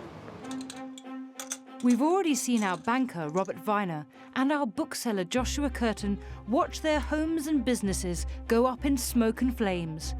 Now our third Londoner, shoemaker Sybil Tame, is the last to be caught by the blaze. Sybil Tame was a widow who lived and worked at Christ Hospital School, making shoes for orphan children. When the fire started, her workshop was located over a mile away from the epicentre of the blaze. Living on the western edge of the city, she must have thought she was safe from harm. But by Tuesday evening, things had taken a turn for the worse. Sybil was so incredibly unlucky. Her workshop caught a few of the last embers from the fire and was engulfed by flames. She must have assumed the fire wouldn't reach her, as we know she'd done nothing to move her things out of harm's way. Or maybe she just couldn't afford the exorbitant rates carters were demanding to move people's things. Sybil lost everything. Her home, her livelihood, even her tools. Sharing the same fate as thousands of destitute Londoners, she now had to find another way to provide for herself and her daughters. It's now the end of the third day, and all over London the fire isn't showing any signs of slowing down. I've come to the eastern part of the city, to one of Britain's greatest landmarks, the Tower of London. Now, at the time of the Great Fire, this place was already nearly 600 years old, but so far it had escaped any damage because strong winds have been blowing the fire west through the city, where it's been devouring everything in its path. But on the evening of Tuesday the 4th of September, the wind changes direction. Now blowing from west to east, the fire is heading straight for the Tower of London. Not only is the tower a symbol of security for the whole nation, it's actually a massive ammunition store. There are over 9,000 barrels of gunpowder in there. If the Great Fire reaches the tower, it's going to go up in one vast, terrifying explosion.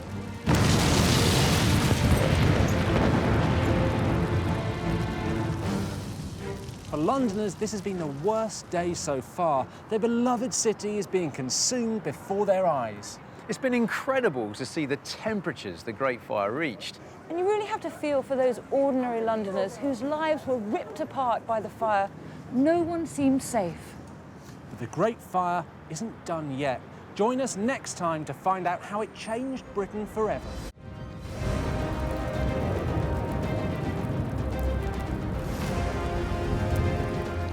Welcome to the Great Fire of London, uncovering the truths behind the most terrible blaze in British history.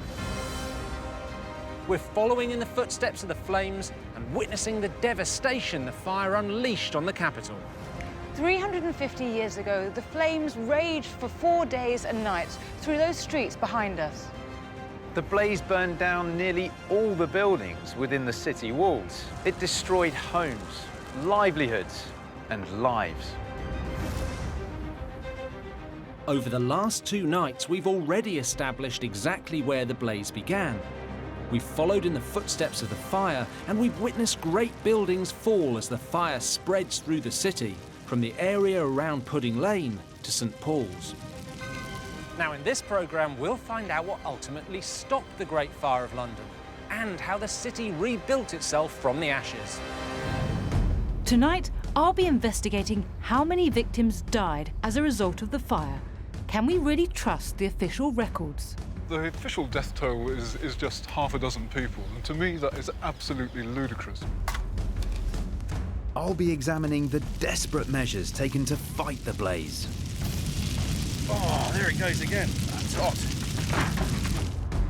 And I'll be walking the route in the fire's final hours, tracking down just where the flames went out. This is the point where the Great Fire of London stopped.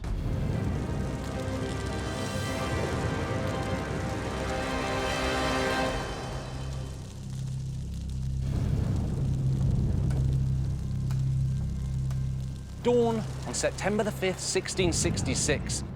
For the last 3 nights, a strong wind has been blowing a raging fire west through the city of London. But overnight, that wind has changed direction, and now the fire is moving back east towards this place, the Tower of London. In 1666, the Tower is one of the most important buildings, not just in London, but in the whole country. It's the safe where the king keeps his crown jewels. It's a jail for high-profile prisoners, and it's stuffed with valuable stock belonging to London's goldsmiths, placed there to keep it safe from the fire. But most terrifying of all is that the Tower of London is the biggest ammunition dump in the entire country, because behind those 15-foot wide walls are 9,000 barrels of gunpowder, and if the fire touches those, well, it's going to create the biggest explosion that Londoners have ever witnessed.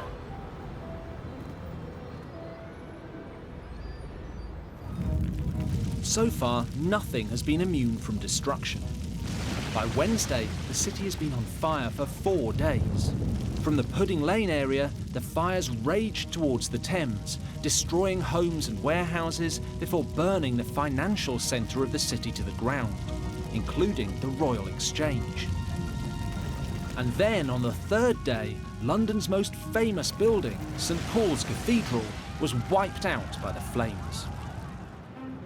But as the fire closes in on the Tower of London, it seems that the worst is yet to come. The people around here must have been absolutely terrified. No one's been left untouched, including our 3 Londoners, who we've been following throughout this whole trail of devastation. Across the series, we've been uncovering the fates of 3 very different London residents, who all lived in the direct path of the Great Fire. A shoemaker, Sybil Tame, a rich goldsmith banker, Robert Viner, and a bookseller, Joshua Curtin. But what happened to them as fire engulfed the city? St Paul's Cathedral churchyard was full of bookshops at the time of the fire. When the cathedral burned down, it took thousands of pounds worth of goods with it. One Londoner who'd lost all his stock was Joshua Curtin. Like many booksellers, he'd been based in St Paul's churchyard, and he had thought that the stone cathedral would be the safest place to store everything he owned. Joshua lost all his books, and with them his livelihood. It was too much for him to bear. Despite having had a thriving business before, he couldn't recover from such a catastrophe. Sinking further and further into debt, he died after the Great Fire, utterly penniless. Robert Viner, one of the wealthiest men in England, initially fared better. He saved all of his belongings from his magnificent home in Lombard Street 24 hours before the fire burnt it to the ground. Ever the canny businessman, within a few days he was up and running again. But the Great Fire hadn't finished with Robert Viner yet. Our 3rd Londoner, shoemaker and widowed mother of 3, Sybil Tame, was truly unlucky. Her workshop in Christ's Hospital was one of the few buildings in her street to be completely destroyed by the fire. She lost everything. We know from records that Sybil took shelter in nearby Christ's Hospital orphanage. Made homeless like so many other Londoners, she would have to find a new way to survive.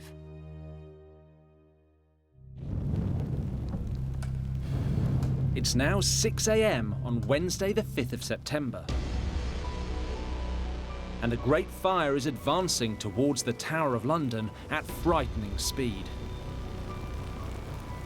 The goldsmith stocks worth more than £1 million today, well, they've been moved from here upriver to the King's Palace of Whitehall.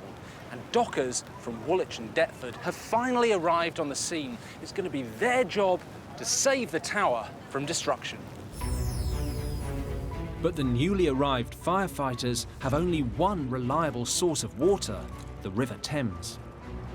Protecting the tower was by far their biggest challenge. The problem was the technology for putting out fires, well, it was pretty pitiful. In 1666, fire engines were rudimentary, and although they had equipment called fire squirts, which operated like big syringes, they could only hold small amounts of water. There was no proper fire service. In fact, there wasn't much more than long chains of people carrying buckets of water like this up from the Thames.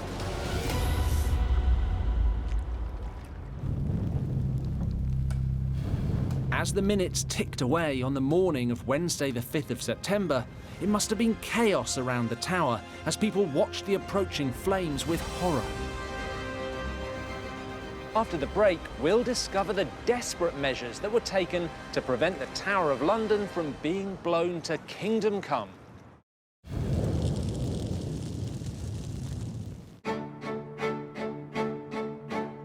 Welcome back. We're now 4 days into the worst fire in British history, and I'm walking the route to its terrifying conclusion.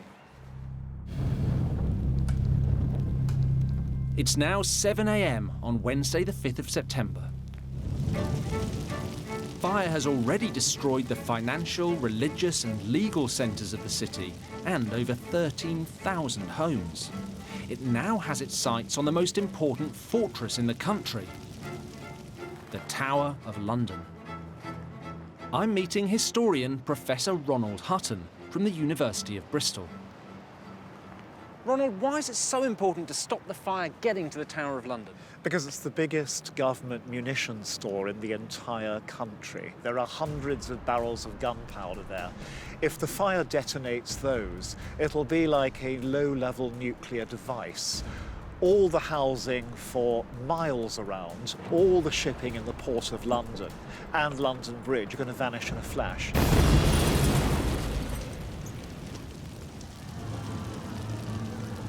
By Wednesday the 5th of September, things were looking desperate. The path of the fire had to be stopped by any means necessary. But what methods were available, apart from buckets, in 1666? Now this is the modern day equivalent of what was called a fire hook. This is actually much smaller than what was used back then. Theirs were about 3 times the length of this, much heavier. It would take up to 3 men to actually carry the thing. But the idea was, with this great long pole and a hook on the end of it, they'd hoist it up onto the timbers of the houses and just yank them down. Primitive stuff. They called these gaps created by tearing down houses fire breaks. At the Fire Service College in Gloucestershire, I'm investigating how they worked. We've set up replica models of the houses typically found 350 years ago.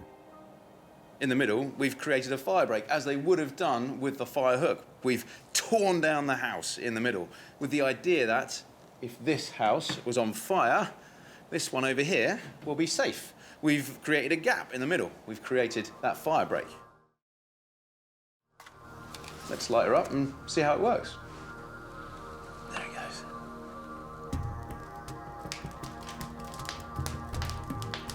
Just like in 1666, the house is ablaze within minutes. What a sacrifice to have to make, to have your house reduced to rubble for the sake of London. There was no insurance at the time. With no fire brigade and only basic equipment, fire breaks were one of the few weapons that could fight the fast-moving flames. But this method had a fatal flaw. Oh, things are moving. God, that is an intense fire now. The flames quickly spread using the remains of the building in the middle. By leaving the debris from the torn-down house in place, the firefighters had provided even more fuel for the fire to feed on. I'm not holding out much hope for how long that house stands up. For the first 2 days of the Great Fire, Londoners desperately pulled down houses, but couldn't clear them away in time. This made it easier for the blaze to spread to the next house. Oh, there it goes again. Oh, yeah, that's hot.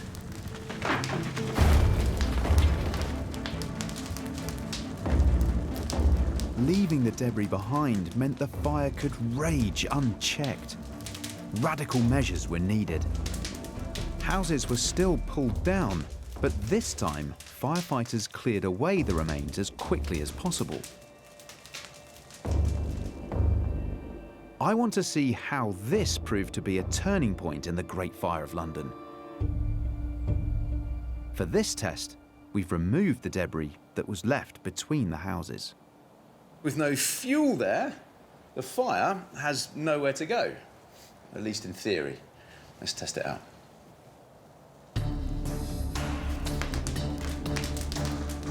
You can see the flames kicking out the right-hand side of the house, but because we've removed all the debris in the fire break, they have nothing to catch hold of.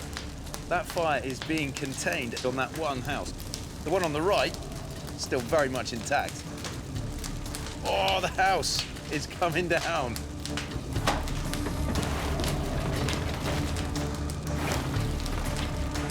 Even when the house collapses, the gap is still big enough to stop our fire spreading. If only they created these fire breaks early on in the Great Fire of London. Well, you can see right there, the fire has been prevented from spreading over to the next house.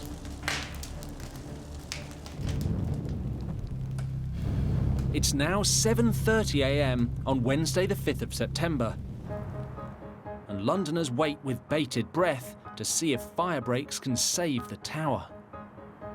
How did they stop the fire from reaching the Tower of London? They demolished the housing near the tower with gunpowder and create level scorched earth between the flames and the tower. Ironically, gunpowder is used to save the gunpowder. Once the firefighters realised that gunpowder could create fire breaks more quickly, they were able to contain the fire and prevent a far worse tragedy. The tower was safe. London had been saved from a massive explosion, but death was still stalking the streets of the city. We know from eyewitness accounts that an old lady and an old man burned to death seeking shelter here at St Paul's, but the precise number of people who died during the Great Fire has been a mystery for centuries. It's time to find out how many really died. Official estimates put the death toll at just 6 people. This might seem suspicious, especially given how long the fire lasted and how vast a trail of devastation it left. It's baffling that we don't have a definitive number, especially given that the authorities actually kept incredibly detailed records into how many people died in 17th century London. Held at the London Metropolitan Archives, the Bills of Mortality, as they're known, record how individuals met their ends in the ordinary course of events, down to the goriest and grisliest of details. Historian Professor Vanessa Harding has been researching them. Do you have a favourite cause of death, if one could ask such a strange question? Well, I suppose that this is a man found dead in the common sewer at St Catherine by the Tower. That sounds like a particularly horrible way to die. I'm sure it is, yes, yes. Even those who didn't die face down in sewage have their deaths carefully noted in the records of 1666. 22 died of dropsy, or swelling due to fluid. 15 perished after a fever, and 10 expired from griping in the guts. And we have some other ones here as well. Scalded in a brewer's mash vat at Stepney. Oh, that sounds like a horrible way to go. Yes.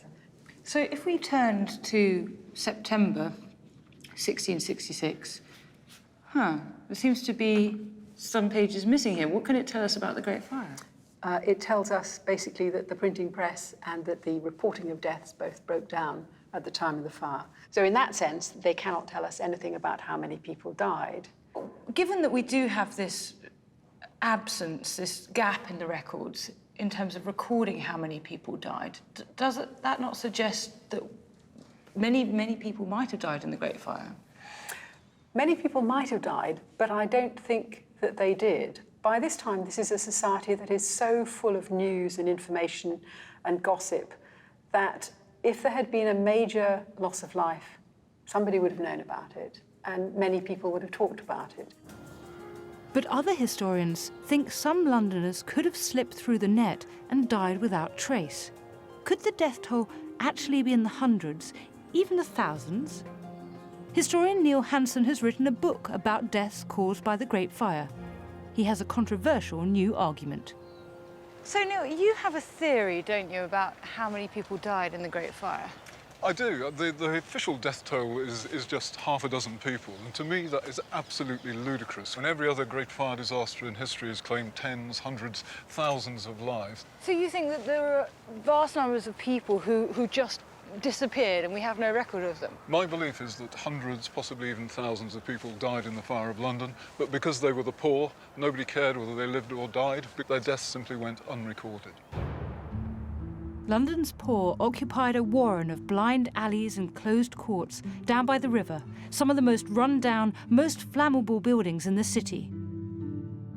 When the Great Fire struck, this whole area was destroyed. One of the king's most senior courtiers remarked that the fire was the greatest blessing that God ever conferred upon the king, because it had eradicated the slums and tenements down by the river and the poor who lived in them, festering sources of the plague, but also festering sources of criminality and opposition to the king. Where were all these poor that you think died in the fire, then? The reason there were no bodies was not because people hadn't died, it was because the bodies had been utterly destroyed in the fire. In the last programme, Rob discovered what the searing heat of the Great Fire, reaching over 1,000 degrees, could do to metal. Look at that. But could these temperatures be enough to consume a human body? If you're going to cremate a body, you need a temperature of 750 degrees for about an hour to an hour and a half. You don't need to add any heat source after that. The body will burn on the fat stored within the body. And all you'll be left with is a couple of pounds of grey dust and a few fragments of bone, no bigger than that sort of size. The fires of London were probably twice as hot as that, certainly hot enough to melt iron and steel.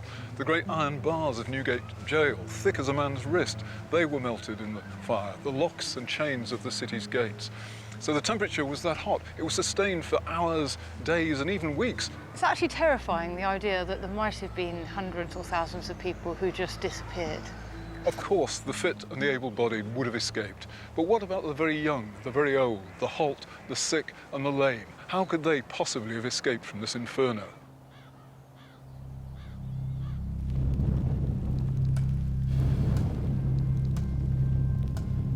By Wednesday afternoon, tearing down whole streets and clearing the rubble to make fire breaks is beginning to work. But that wasn't all slowing the spread of the fire. Around 4 in the afternoon, after 4 days of terrible gales, the wind that had been fanning the flames finally dropped. The fire lost its brutal ferocity. Little by little, house by house, the Great Fire came under control as the falling wind and the fire breaks did their work.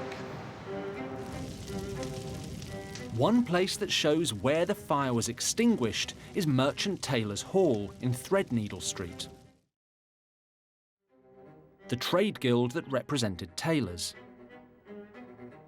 Much of the building was gutted by the flames.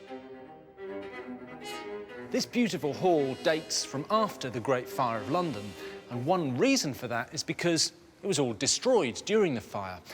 But the room holds one incredible secret, and to find it, you've got to look behind this wooden panelling. Now, if you come in here, you can still see the old medieval walls and ceiling of old Merchant Taylors' Hall. And on that side, everything survived the fire.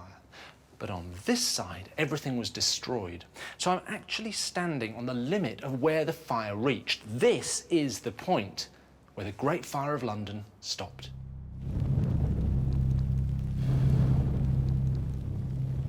By Wednesday evening, with 2/3 of the buildings inside the city walls destroyed, tens of thousands of people made homeless, and what would now be billions of pounds worth of property destroyed, the Great Fire was finally over. But the city was on its knees. And for those who'd survived, in many ways, the worst was yet to come.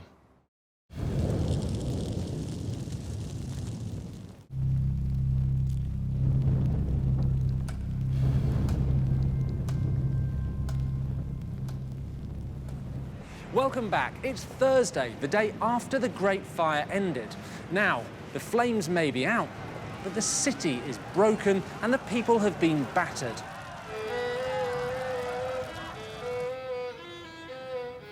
I'm tracing what happened to Londoners in the days that followed.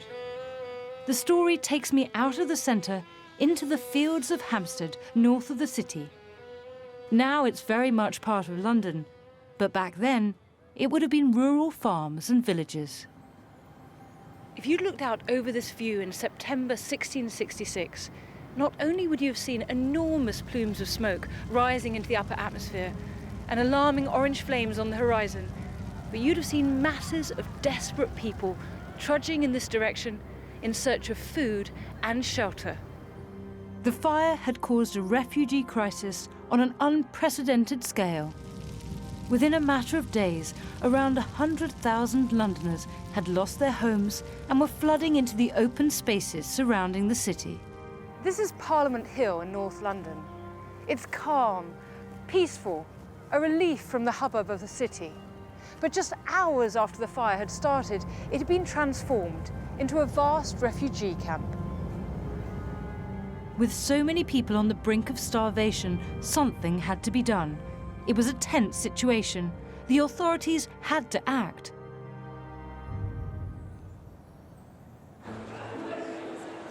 I'm finding out what happened with food historian Mark Meltonville. Mark, there must have been a real food crisis after the fire. Is that right? Yeah, no, it's a disaster. Upwards of 100,000 people homeless. And the one thing they haven't got is anything to eat or anything to drink.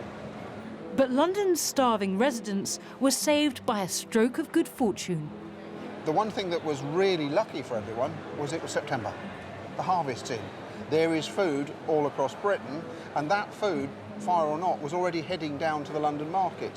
What you have to do is set up places for people to get to that food, because it's on its way. The government organised temporary markets so people could buy and sell produce. It also looked for more immediate solutions to the crisis, releasing military rations to feed the refugees. One of the ideas was to use the supplies of Army and Navy biscuits. So what is this ship's biscuit? They are flour, water and salt. That they call the horse feed taken away, and as you're finding, almost totally unbreakable. So how do they eat it? If you just chew on that, you can slowly crumble it away. But I wouldn't risk my crowns on there if I was you. But the ship's biscuits couldn't compete with the fresh food already pouring into London's emergency markets. When the authorities got there with their biscuits, everyone went, no, it's all right, I think we'll stick with the bread and cheese, thanks very much. The survivors of the fire now had food, but they still had no money or livelihood. They desperately needed cash to keep them going into winter. One man who witnessed their plight was writer Samuel Pepys. We think of the welfare state as a modern idea. But in fact, the 17th century had its own system of financial relief to help the victims of major disasters like the Great Fire. And it was at churches like this one, St Olaf Hart Street, Pepys's own church, that people were encouraged to dig deep into their pockets and help support the victims. Miraculously, the Great Fire stopped just a few hundred yards short of St Olaf's, so the church was spared. A few days after the fire ended, Samuel Pepys attended a service here. In his diary, Pepys describes how our parson made a melancholy but good sermon, and many and most in the church cried, especially the women. He would have been sitting almost exactly where I am now when he heard that. And reading his diary, it's clear that the church was full of distraught Londoners, many of whom had been made homeless by the fire, and who needed every little bit of help that they could get. Historian Dr. Jacob Field has been researching how the church provided poor relief for impoverished Londoners in the months after the fire. How did this Poor Relief Fund work? Was it like, I don't know, Sport Relief today or Poppy Aid? Very similar. So about a month after the fire, Charles II issued a proclamation basically asking all of the parishes in England and Wales to hold a collection to raise money for the poor people of London to help them in their recovery from the fire. And did it work? It worked fairly well. The two most generous counties were Yorkshire, which gave about £1,200, and Devon, which raised £1,500. And where were the stingy places? Well, unfortunately, I have to point the finger at Wales. The whole of the Principality gave just £33 to the collection. So to give some idea of a comparison, this church, St Olaf Hart Street, gave £30 to the collection as well. So one London parish gave about the same amount as all of Wales. Did they not care about London? I think people did care, but you have to remember, at the time this collection was made, England was at war, they were just recovering from a bout of plague, and they'd just given money to a big relief fund to help out plague victims. So there was, a sense, some compassion fatigue at the time. It's now the evening of Thursday, 6th of September. And although the fire is finally out, the homeless living in green spaces around the city are becoming restless and anxious. To prevent rioting, a legal process was set up known as fire courts. Fire courts were to compensate people for their losses, but also to resolve disputes between tenants and landlords. Because there was no fire insurance, right? That's right. And in fact, most people at the time rented, and their leases said that they had to pay for any damage, and they had to continue to pay rent on the buildings, even though they no longer existed. Hold on. They had to rebuild their houses even though they didn't own them. I know. That's isn't it completely shocking? outrageous. Charles II had said that the fire was an act of God, and this meant the tenants had to pay. So what were most people doing? Just sleeping out in places like this? Yes, I mean, people stayed here for up to 8 years. The majority then went home, but 25% of people never returned.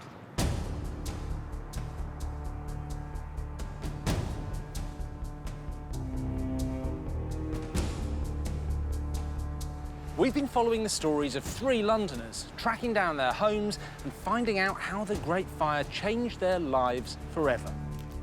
We saw earlier how the fire drove bookseller Joshua Curtin to his death. Now we can discover the fate the fire had in store for our 2 other Londoners, banker Robert Viner and shoemaker Sybil Tame. Sybil lived in Christ's Hospital, near St Bart's. Sybil Tame was a widow with 3 children to feed. She earned her living as a shoemaker at Christ's Hospital School.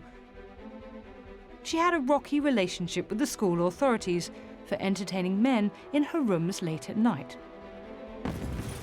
When the flames destroyed her home and workshop, she was left destitute. As a result of the Great Fire, Sybil was forced to give up shoemaking altogether. But she was nothing if not enterprising, and determined to make a living, she begged the school authorities for permission to set up a stall selling alcohol on the grounds. But we know from records of the time, her new venture didn't last long. Over the years of her career at Christ's Hospital, Sybil had been in trouble with the school authorities on many occasions. But when she plied a young Cambridge scholar with drink, the school decided enough was enough. She was ordered to shut down her liquor stall and sell off all her stock. We don't know if Sybil ever worked as a shoemaker again, but she did leave something behind. And it's here, deep within the vaults of the Museum of London. I've got something really exciting here, something that has survived for 350 years. And if it's going to survive for another 350, I need to put these on before I touch it. It's something very tiny, but something really important. It's a trade token that shoemakers used as a form of credit. But it's not just any trade token. On it, it says Christ for Christ's Hospital, and then, and this is just wondrous, it says Sybil Tame. In other words, it has her name on it. This is something she had made and she issued. And in the centre, it has a picture of a shoe and 2 stars, So this is like her logo. So isn't this incredible? Something from Sybil Tame survives to this day.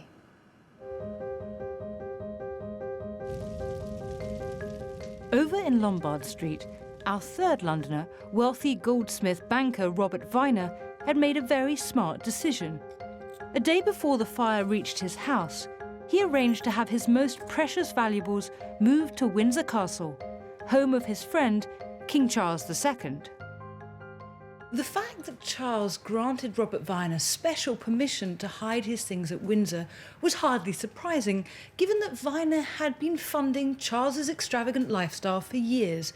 The king was literally in his debt. But Robert Viner had made a fatal mistake in lending money to a king. A spendthrift like Charles was more interested in protecting himself than paying back his creditors. After the fire, King Charles II realised that his indulgent lifestyle and the vast cost of the war against the Dutch had left him with a bill that he wasn't prepared to pay. In a sly and devastating move, the king cancelled his debts, creating chaos in the financial markets. For Robert Viner, this was a disaster. The king owed him the equivalent of £30 million in today's money, and now he wasn't prepared to pay it back. With no chance of having his loans repaid, Robert Viner was plunged into debt. The man who had made the king's own crown was declared bankrupt. The demands from creditors, combined with the death of his son, broke Robert Viner's heart. He died penniless. Friday, September the 7th, 1666. The Great Fire has now been over for 2 days, but London is still reeling from the disaster. Although the fire had rampaged through London, it had actually spared a lot of the city's hospitals, including the one here at Smithfield, St Bartholomew's, or as we call it today, St Bart's. Now, we know from eyewitness accounts that men were turning up here wounded and sick, presumably with very serious burns, and they were treated with a variety of extraordinary remedies. At the time of the Great Fire, modern medicine didn't exist. Medical care was still based on ancient theories and herbal remedies administered by the pharmacists of the day, apothecaries. People at home also concocted their own treatments using plants, honey, and even snails. The Royal College of Physicians has a collection of handwritten books containing remedies for burns that would have been used during the Great Fire. I'm meeting Dr. Henry Oakley. I've got one recipe here. Against a burn or scald, first to fetch out the fire. Fetch out the fire means fetch out the heat, to remove the pain. Okay, apply the juice of the dung of a horse at grass. So there's a bit of horse dung juice there. Oh, it really is quite powerful. Would this have had any benefit to a burn? This would be full of bacteria. If you put this on anything more than just a superficial scald, it would cause you to have septicemia and you'd be dead in a few days. So rather than treating the burn, you'd actually cause it more harm? Absolutely. Yeah. And it's in one of the recipe books. Back in 1666, one of the other recipes featured ground ivy. I'm going to have a go at mixing up the treatment myself. Boil the juice of Gilgoy by ground, which is a type of ivy. Ground ivy, yes. Called alehoof, in cream till it comes to an oil and apply it till it be whole. So we have some alehoof or ground ivy here. Let's try that. Alehoof would remove scabs and things like that. So you put it on and it would help get rid of those incrustations. So you'd have pink raw flesh, which would heal up nicely. I grind down the ivy until it produces an oil and mix it with cream to form a paste. It says go on putting this on until the burn is whole. So if I get a little bit out of here. Yes, stick it on. Get that on there. Let's pretend I have a burn here on my wrist. Yes, you could apply this to it like that. But these recipes weren't always accurately written down. This one actually recommends the wrong ivy. Am I safe with this on here now? I should have asked this earlier. I would wipe it off now if I was you. Fair enough. Another remedy looks a bit more promising. It suggests using poppy sap, otherwise known as morphine, mixed with the sap from poplar trees. Poplar ointment would still be effective to this day. The pain of the burn would have been well dealt with by morphine, and the sap of the poplar tree would be sterile, have no bacteria in it, and it would resist infection. That sounds a lot more applicable than our horse dung juice. Absolutely.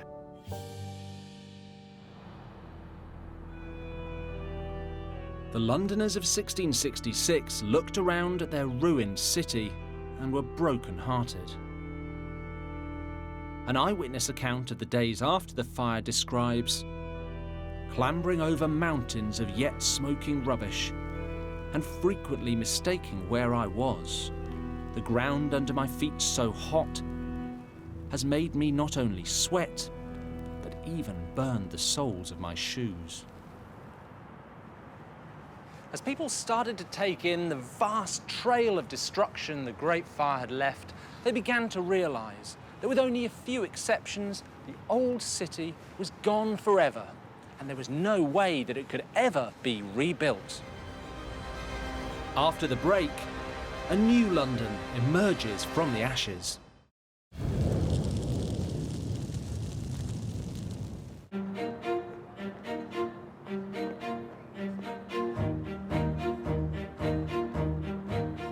Welcome back.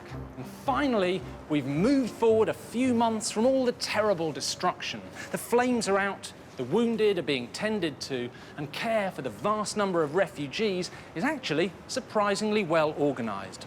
It's time for London to look to the future, to rebuild itself from the ashes. The city had learned a hard lesson from the damage caused by the Great Fire. From now on, stronger fire regulations came into force, and there was more control over home building.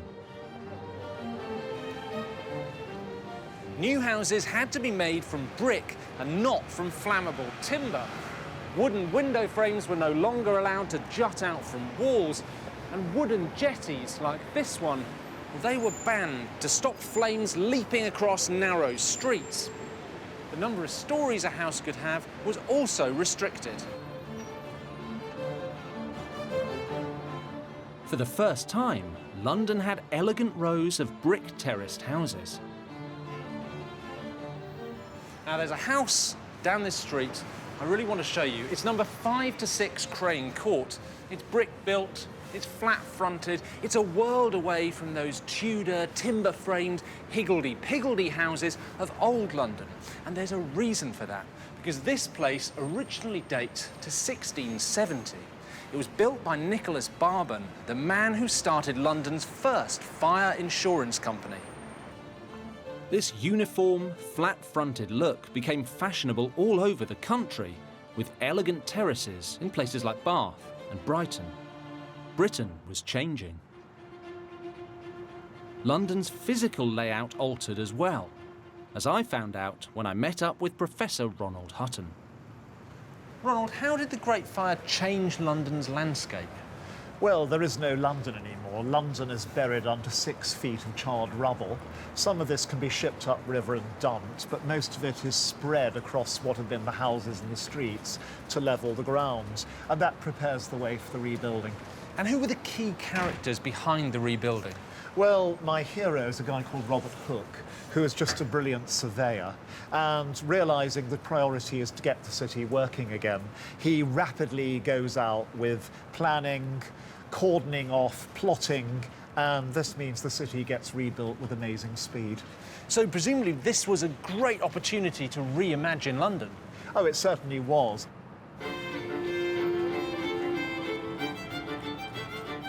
Thanks to the skill of planners like Robert Hooke, incredibly, just 10 years after the Great Fire, most of the city was up and running again. These days, London is a bustling hub of activity, as it has been for centuries.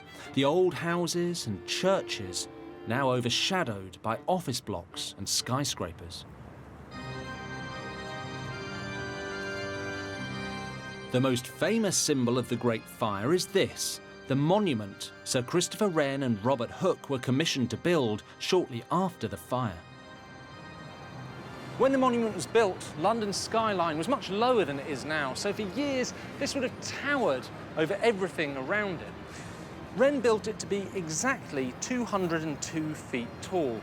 So if you took it and lay it down on its side, the top would land just in front of that blue car, exactly where Thomas Farriner's bakery was and where the Great Fire of London first started. As we've already discovered, the precise spot where it began isn't in Pudding Lane, but in what is now Monument Street. We now know from new evidence that the Great Fire of London almost certainly started right here from a spark in Thomas Farriner's bakery. Now, Farriner did his best to distance himself from any blame, even helping to send a poor, confused Frenchman, Robert Hubert, to his death. But there's a twist to the tale, because in 1986, the Worshipful Company of Bakers issued an apology on Thomas Farriner's behalf, only 320 years too late.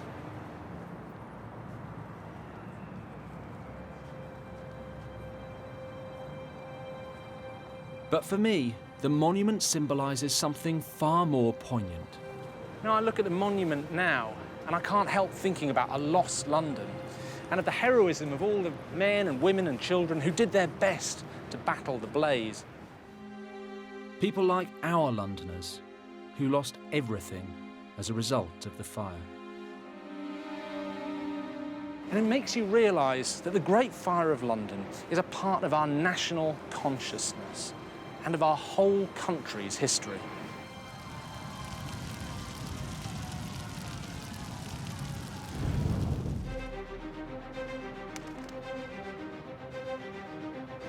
Well, that's the end of our journey through the Great Fire of London. And it's been incredible to see how it changed history and shaped London today. For me, the most extraordinary thing was experiencing the power of the fire and the bravery of those people who attempted to put it out, armed with the most basic equipment. I loved going down into that crypt under St Paul's and seeing where the poor booksellers had put their books, hoping they'd escape from the fire. For me, it was the human side of the story, holding that actual trade token from Sybil Tame, feeling that connection with a Londoner from the time of the Great Fire. It was extraordinary. It's been fascinating spending 3 nights walking in the footsteps of the Great Fire of London.